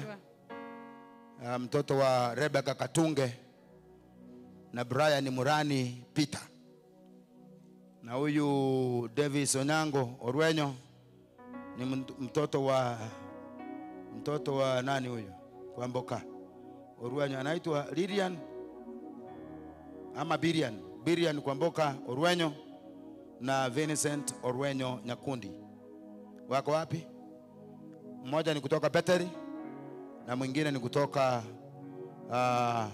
Jerusalem West. Kuja mbele haraka tafadhali.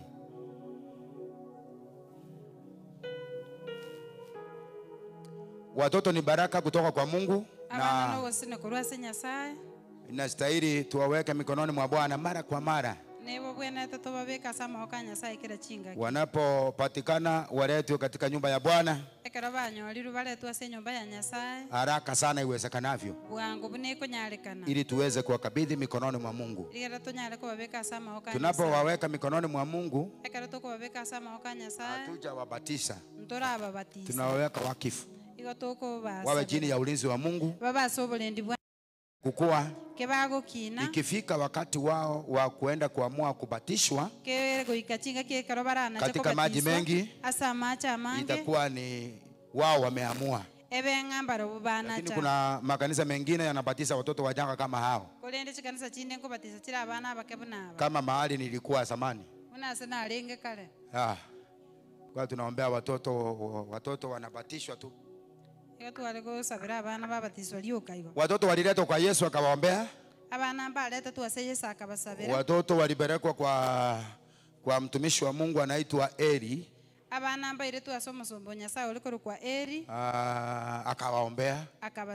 So sio jambo la PAG Kenya. Ni jambo ambalo imeanza mzingi na Yesu mwenyewe. Amen. Amina. No, litoko saber nayo.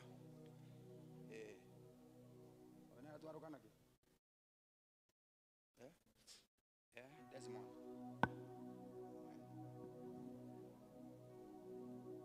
Nego se ufio. Amen, nego se ufio. Amen. Huyu ni mwendo wa Desmond. Waga tumuombea kwa jina la Yesu. Baba, tunakushukuru kwa sababu ya baraka nyingi umetubariki nazo katika kanisa hili, kupitia mama ambaye ameleta Desmond Mwendwa katika madhabahu na baba mzazi wa mtoto huyu. Tunakushukuru kwa sababu unawapenda na umewabariki na mtoto. Mtoto ni baraka kutoka kwako. Ameletwa kwa madhabahu, nimemkumbatia nikimtamkia baraka zako zikaweza kuwa juu ya maisha yake. Anapoendelea kukua, Bwana ukampiganie, ukamtende mema, muonekanie, ukamlinde kutoka kwa nguvu za giza, mipango ya Shetani ambayo inayofuata watoto wetu, hata maroho ambayo yanafuata watoto wadogo wanapoendelea kukua na magonjwa mbalimbali. Tunapinga hizo nguvu kwa jina la Yesu. Nimemchofia ndani ya damu ya mwana kondoo. Mtoto huyu ako salama, atakuwa mkubwa, atakuwa kichwa wala sio mkia. Jehova Mungu atakuwa mtu ambaye atafaulu katika maisha yake. Jina la Baba litukuzwe na liinuliwe milele yote, maana ni mwema. Awe baraka katika familia, watoto wazazi wake wabarikiwe, na Jehova Mungu akaweze kusababisha furaha katika nyumba yao. Jina la Baba litukuzwe milele yote. Anapoendelea kukua, akifika umri wa kuamua kuendelea kukutumikia katika mambo yote yale ambayo yanafanyika katika nyumba yako, Bwana tuomba kwamba ukatende yaliyo mema. Jina la Baba litukuzwe na libarikiwe milele yote, maana ni mwema. Nimemtangaza kwa mzima, kichwa wala sio mkia, kwa jina la Baba na Mwana na Roho Mtakatifu tumeomba na kuamini. Amen. Amen. Amen. Barikiwa sana. Na huyu ndio tunamuita anaitwa Davis Kanyango. Davis ni aje?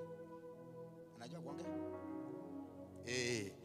Baba nakushukuru sana kwa sababu ya Davis mtoto Davis ambaye ameletwa hapa mikononi, na muombea ukambariki, mfunike na damu yako, ukamuonekanie Jehova Mungu anapoendelea kukua, ukamuepushe na nguvu za giza, ukamlinde kutoka kwa magonjwa mbalimbali. Bwana, chochote kinacholia kinyume na maisha yake ninakikataa kwa jina la Yesu Kristo mwana wa Mungu aliye hai. Natamka baraka na nguvu zako juu ya maisha yake. Bwana, ukamtende mema, awe kichwa wala sio mkia, awe baraka katika familia yao. Jehova Mungu asababishe kicheko katika wazazi wake. Jina la Baba litukuzwe na libarikiwe kwa kuwa ni Mungu. Asante kwa yote na vyote. Hata watakapofika umri wa kwenda shuleni, Bwana ukaweze kumtenda mema. Jehova ukamtetee katika njia zote kwa kuwa ni Bwana wa mabwana. Ndio maombi yetu, nimemnazua kutoka kwa nguvu za giza na kumchofia ndani ya damu ya mwana kondoo, katika jina la Baba na Mwana na Roho Mtakatifu tumeomba na kuamini. Amen. Amen, amen. Bwana awabariki sana. Na sasa tikabaze sene naenda bana bamwa batikabaje kanisa bana arakaba okoranga mbabwate baba angole ile sati nya sati tikabaze sene pija mono sana. Amen. Amen. Amen. Amen. Amina. Tunaombea watoto. Tunaweza kuombea mtoto wako bila kutoa bahasa. Na boto ko sabero mwana otarueti basha. Kwa hivyo hatuchaweka kwamba bila bahasa atuombee mtoto. Mtora abeke getango ngonye basha teyo gusabera bana ngoyo. Lakini kama uko nayo kulendonya kubwate na pia sio mbaya. Tali bobe na. Mogusiate betenge kyomo gokono mwana gatwaini. Aba ku Yesu. Amen. So igo nabona ariko tabanga abana bari baito murema iga baria tiganya sa to konya to enema twanye gusabira abana iga. Twanye gusabira abana iga. Egare Yesu to kigwa serie tario manene. Amen. Mo basa kona koiroka. Wacha ku. Sasa nero kulinda bantu baye. Mungu ndiye anayechunga watu wake. Serie tario manene. Amen. Amen. Tunataka tuweze kuingia katika meza ya Bwana. Wale ambao tumeombea mtapata kadi zenu saa hii baada ya ibada, baada kule kwa ofisi. Kwa hivyo usiende, ukienda utapata kama umepoteza bahasa yako, yani kadi yako, na hiyo haitakuwa vizuri. So nataka tuweze kuingia kipindi cha kumalizia, na hii ni kipindi cha kuenda kutoa meza ya Bwana. Wanapoendelea kufaria wale tunasaidiana na wao, na kama ulikuwa mmoja wa wale wa kuhusika katika kutoa meza ya Bwana, sioni ni kwa nini usije ukaendelea na kazi. So usiwe mtu wa kukaa pale nyuma, na uliombewa uwe unashiriki katika kusaidia mchungaji kupeana meza ya Bwana. Tunapoendelea kukuja hivyo, ningependa Anastasia tafadhali. Anastasia njoo, hata kama umefunga kitambaa ni vizuri, kuja tu. Anastasia Maragia, nataka kumuombea. Njoo mama, nataka nimuombee. Anastasia Maragia ni wetu hapa, na aliwahi kuwa apostle kutoka nyuma hapa, na kwa vile kazi ya Mungu inaendelea kuongezeka, nataka nimuombee awe wakisaidiana pamoja na Joshua na pamoja na Apostle Drusira katika pale Jordan Fellowship. Na nimefanya hivyo kwa sababu Joshua nilipomweka awe coordinator ya fellowships, wakati mwingine anatoka nje, so iwe Anastasia akiwa wanasaidiana na Drusira. Njugoje Joshua, Drusira njugoje nengondi ino ngo balero. Asali yetalio maana Mungu atakusaidia, atakupa nguvu. Wewe sio mgeni katika kazi. Bwana atawasaidia kwa jina la Yesu Kristo. Hebu nisalimie nyote hapa hivi. Peka na yako kwa na weka. Mwana na sere la Kristo. Nakushukuru kwa sababu ya wema wako. Nakushukuru kwa sababu ya mitume hawa ambao Bwana wamefanya kazi katika fellowship yetu ya Jordan. Na nakushukuru kwa sababu siku ya leo nimeongezea apostle mwingine, Apostle Anastasia Maragia, katika jina la Yesu Kristo. Watakapofanya kazi pamoja, neema yako ikaweza kuwatosha, ishara na miujiza zikatendeke kupitia kwa mikono yao, ili Bwana fellowship ile ikaweza kupanuka na kuongezeka zaidi kwa ajili ya utukufu wa jina lako, na ni katika jina la Baba na Mwana na Roho Mtakatifu nimeomba na kuamini. Amen. Bwana wabariki sana na Bwana watendee mema mtakapofanya kazi pamoja. Amen. So praise and worship, unaweza kuchukua nafasi. Usinipite Mwokozi,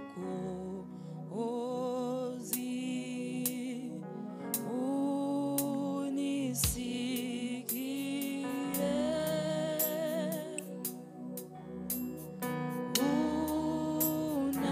Unapozuru wengine naomba usinipite. Sema Yesu, Yesu, oh Yesu, Yesu, naomba unisikie. Oh, unapozuru wengine naomba usinipite. Kiti chako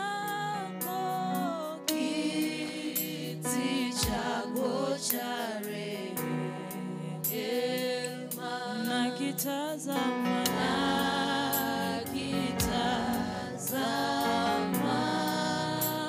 magoti napiga pale. Oh Yesu nisamehe. Sema Yesu, oh Yesu, Yesu, unisikie.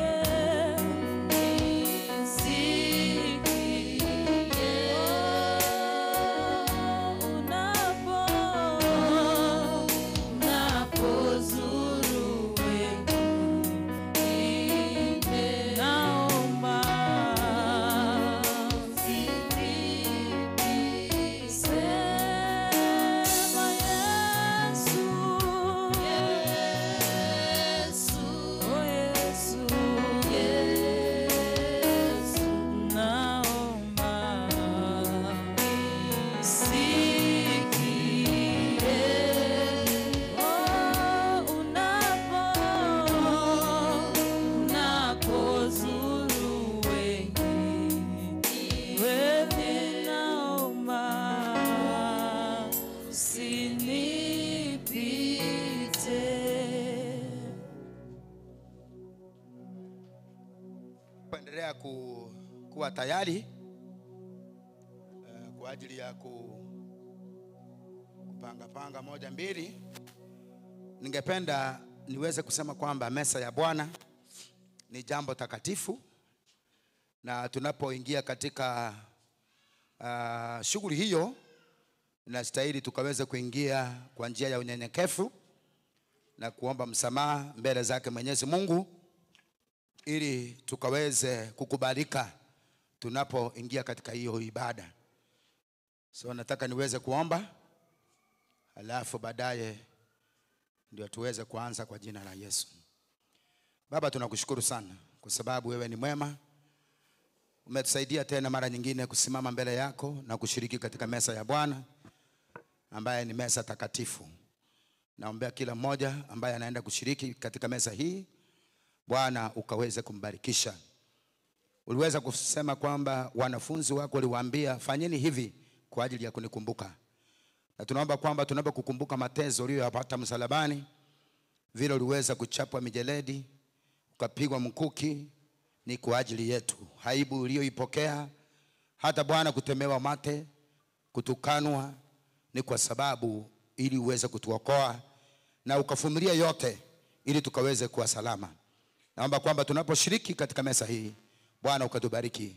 Wale ambao tunasaidiana pamoja na wao, na mimi mwenyewe na kanisa nzima kwa jumla, tumeomba msamaha. Utusamee mahali tumekukosea kama wanadamu, tumeomba msamaha. Tunaposhiriki Bwana, tukapate kibali machoni pako Kwa jina la Yesu tumeomba na kuamini. Amen. Ningependa kusema kwamba ni vizuri kushiriki katika meza ya Bwana, maana inatusaidia. Kuna uwezekano unaposhiriki katika meza ya Bwana upate uponyaji ghafla. Those are the benefits of Holy Communion.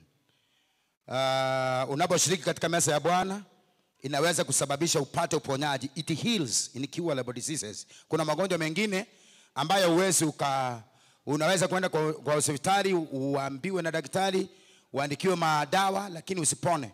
Lakini unaposhiriki katika meza ya Bwana unaweza kuponywa magonjwa yako yale ambayo hayana tiba.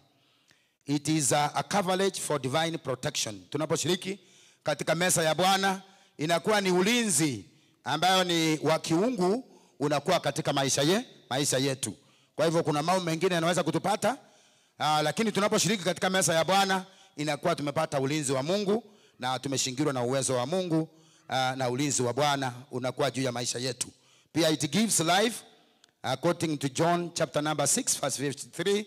Nasema kwamba tunaposhiriki katika meza ya Bwana inatupatia maisha. Yesu alisema kwamba yule haja kula mwili wangu na kunywa damu yangu hana uzima. Kwa hivyo tunaposhiriki katika meza ya Bwana tunakuwa na uzima, na uzima tele.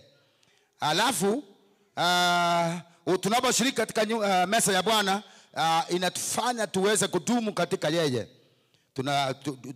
Tuweze kudumu katika Kristo Yesu.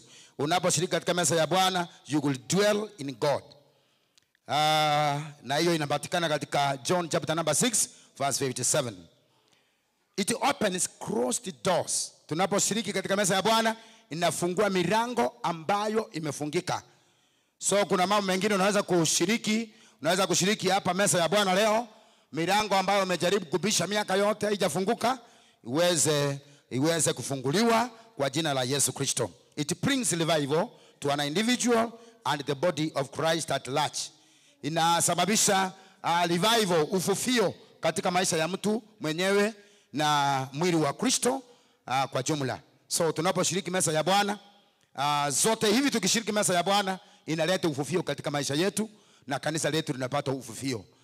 Unapata kwamba labda kama kuna shida mahali fulani, kwa sababu tumeshiriki katika meza ya Bwana, ule upendo wa Bwana ukiwa juu yetu, unapata kwamba revival imeingia na tunapata ushindi wa Mungu katika jina la Yesu.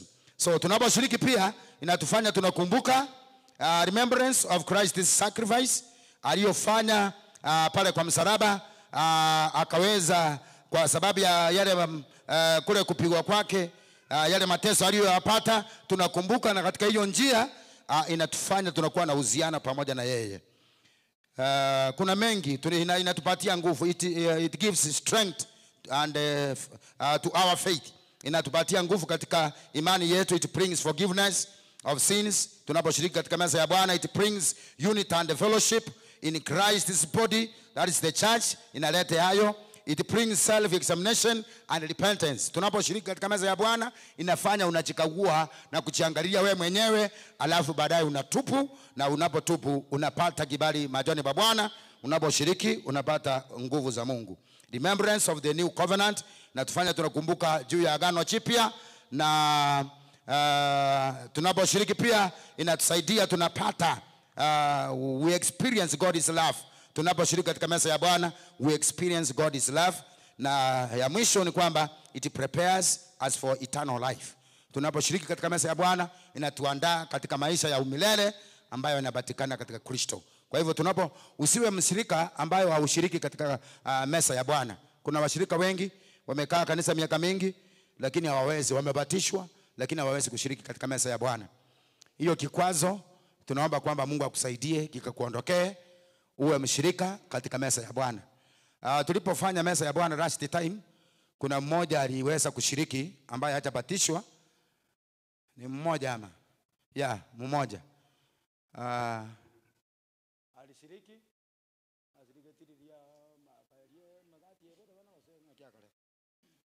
yani, unajua tunapopitisha hii bakuli imebeba mwili wa Kristo, hapana chukua 3. Moja tu imetosha. Hii sio lazima ukule 1 2 kama ile dawa ya daktari. Hii ukikula moja is enough. Bwana asifiwe. Na kama hujabatishwa naone tarehe kuliete tinza jajira yake, hapana shiriki. Jiweke tayari, alafu unaposhiriki iwe baraka kwako, isiwe laana katika jina la Yesu. Bwana asifiwe. Amen. Katika usiku ule Bwana Yesu akainua mkate juu, ama akaufunja, akashukuru Mungu, akasema kwamba chukueni mle, maana huu ni mwili wangu ambao umepondwa kwa ajili yenu. Na akapeana wazazi wake, akapeana wanafunzi wake. Baba, katika jina la Yesu Kristo, nakushukuru kwa sababu wewe ni mwema, wewe ni mwenye nguvu na uweza wote. Asante kwa sababu ulikufa msalabani kwa ajili yetu, ili kwamba tukaweze kuwa na uzima tunapokupokea. Jehova Mungu, mwili wako uko na uwezo na nguvu zote kutusaidia. Tunapoangalia mwili wako vile uliweza kujibuliwa ni kwa ajili yetu. Na tunaposhiriki katika mwili huu, hata kama tuko na vidonda vingi katika maisha yetu, vimeweza kutupata katika safari hii, unaweza kutuponya vidonda hivyo, maana kuna nguvu katika mwili wako. Asante kwa sababu umetusaidia na kutupa neema hii, ili kwamba tukaweze kuwa washirika katika ibada hii. Kwa jina la Baba na Mwana na Roho Mtakatifu tumeomba na kuamini. Amen. Amen. Amen. Praise and worship, anaweza kuimba. Yote alimaliza, yote msalabani. Yote alimaliza, yote msalabani. Oh, yote alimaliza, yote msalabani. Yote alimaliza, yote msalabani. Oh, magonjwa yote alimaliza, yote msalabani. Yote alimaliza, yote msalabani. Nasema yote alimaliza, yote msalabani. Yote alimaliza, yote msalabani.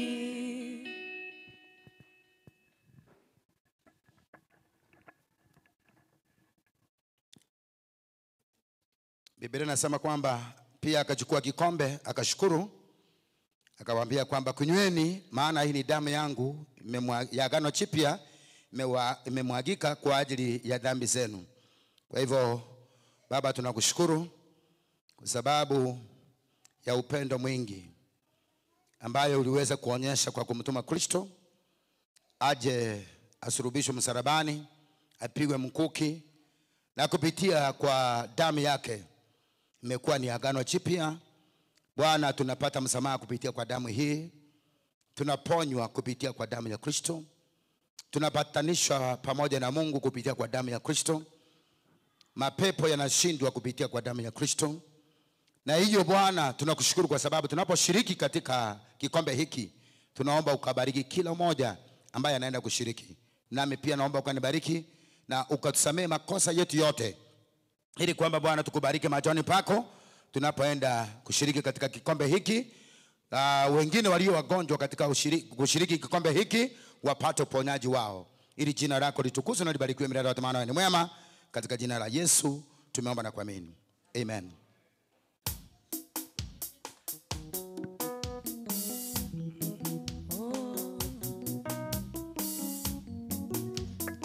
Yote alimaliza, yote msalabani. Yote alimaliza, yote msalabani. Oh, yote alimaliza, yote msalabani. Yote alimaliza, yote msalabani. Nasema yote alimaliza, yote msalabani. Yote alimaliza, yote msalabani. Oh, yote alimaliza, yote msalabani. Sema yote yote, alimaliza yote msalaba. Sema yote yote, alimaliza yote msalaba. sema yote yote, Alimaliza yote msalaba. Mwana wa Mungu Alimaliza yote msalaba. magonjwa yote, alimaliza yote msalaba. Kukataliwa, alimaliza yote msalaba. Kilio chako, alimaliza yote msalaba.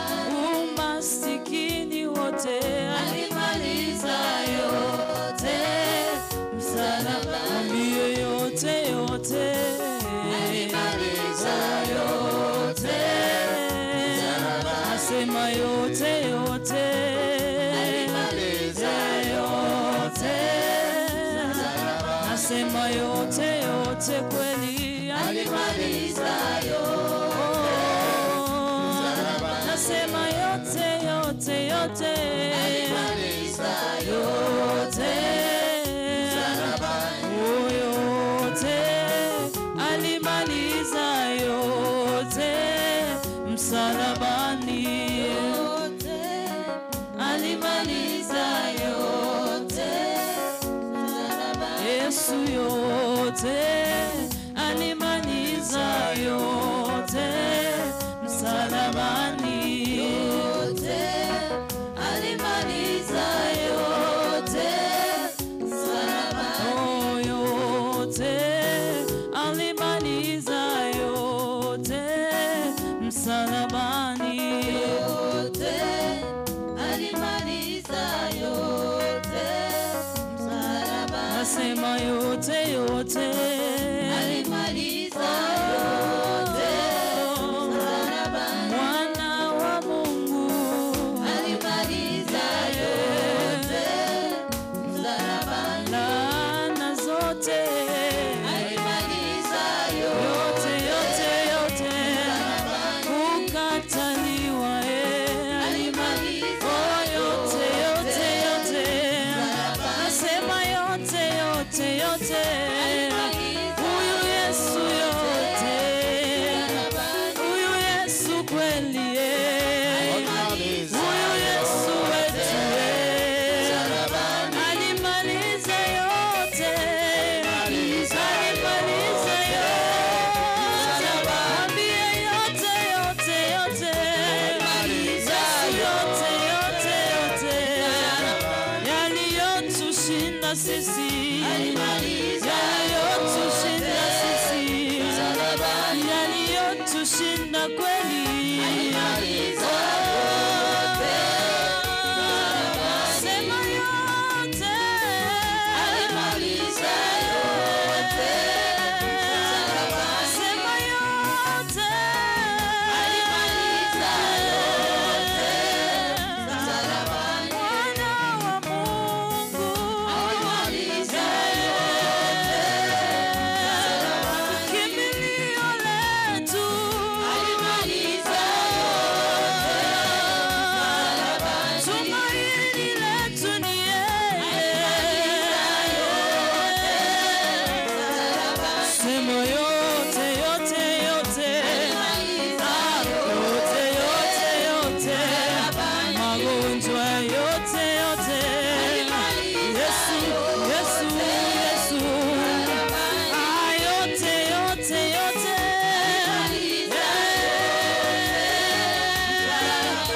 yaliyotushinda yote,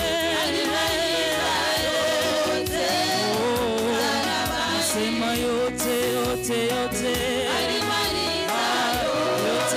yote, nasema yote yote, Yesu alimaliza yote, Yesu yote, nasema yote,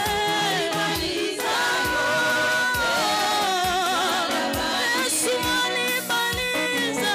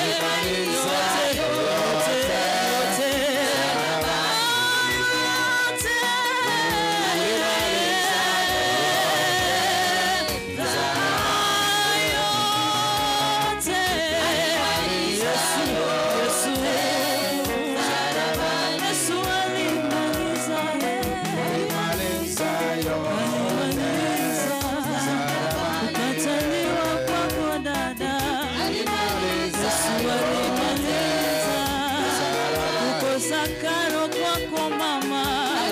Yesu alimaliza Yesu. Alimaliza yote msalabani. Ulimaliza yote msalabani. Yeye alimaliza. Alimaliza yote msalabani. Yeye alimaliza Yesu. Alimaliza Akasema yamekwisha. msalabani. Kwa uponyaji wake. Yeye alimaliza. Msalabani. Yeye alimaliza. Alimaliza yote msalabani. Yeye alimaliza Yesu. Alimaliza yote msalabani. Yeye alimaliza. Alimaliza Akasema yamekwisha. Yote yamekwisha. alimaliza Baba wasamehe. msalabani. Yote yamekwisha. Alimaliza Baba yangu wasamehe. Yeye alimaliza. alimaliza yote msalabani. Baba yangu alimaliza. Alimaliza yote msalabani. Uponyaji tumepata. Alimaliza yote msalabani. Alimaliza yote msalabani. Alimaliza yote msalabani. Asema yamekwisha. Alimaliza yote msalabani.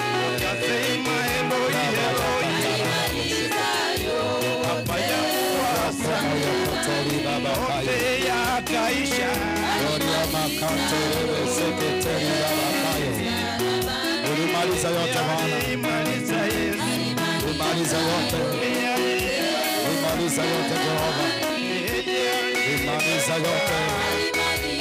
Baba ya katolika. Antelele sekretari baba kayo. Ulimaliza yote Yahweh. Father of God, you are gracious. You are the Lord of our salvation. You are the deliverer of Israel. We worship you, we honor you, O God. Rababu kanterebe seketeria babaka. Ramaya doli bikente liakasa katerebe. Wewe Bwana ulimaliza mambo yote msalabani. Msalabani wa Kalvari. Msalabani wa Kalvari. Ulimaliza yote. Ulimaliza kazi ya ukombozi. Ulimaliza kazi ya wokovu. Ulimaliza yote msalabani. Ulichukua makaratasi yote, ukachukua maandishi yaliyoandikwa katika msalaba wa Kalvari, ukararua yote, ukasema yote yameisha. Na kushukuru kwa sababu ya nafasi hii. Asante kwa sababu Bwana ya neno lako. Asante kwa sababu ya ushirika huu, kushiriki katika mesa yako pamoja, damu wako Bwana, tuomba kwamba ikaweze kufanya yasiyo ya kawaida katika maishani metu. Inue kila moja Bwana aliye hapa kaweza kututosha, kwa wewe ni Mungu, hakuna Mungu mwingine. Tunapotoka mahali hapa ya baraka siweze kuenenda pamoja nasi katikati ya wiki mpaka tukutane tena Jehova. Hata mikutano yetu ya katikati ya wiki tuomba tende mema, ukatuzungumzie. Tunakumbuka wenzetu walio wagonjwa, tumetuma neno la uponyaji pale hospitalini kwa mama Ruth Dapi, tunamleta mikononi mwako, ukamponye kwa jina la Yesu Kristo mwana wa Mungu aliye hai. Tunakushukuru kwa sababu ya Martha Mkutu ambaye Bwana tayari umemshughulikia, umempata uponyaji, ametoka hospitalini. Tunaomba nguvu mpya juu ya maisha yake. Tunakumbuka pia wenzetu wale hatujapata habari zao, kwamba ukawaponye, ukawasaidie waje kushuhudia kwa madhabahu haya kwamba Jehova umetenda yaliyo mema. Tunakumbuka wiki hii pia tunapokuwa na mashishi kwa kina Immaculate, tuomba Bwana ukachukue njia yako siku ya Jumatano na Alhamisi, kaweze kujitetea mwenyewe, ili kwamba matanga yale yakaweze kuwa ya baraka na mama akaweze kushindikizwa kwa njia inayofaa. Bariki kuja mahali hapa. Baba, tumetangaza baraka zako zienende pamoja nasi. Uinuliwe na utukuzwe milele yote, maana ni mfalme. Katika jina la Baba na Mwana na Roho Mtakatifu tunaomba na kuamini. Amen. Amen, amen.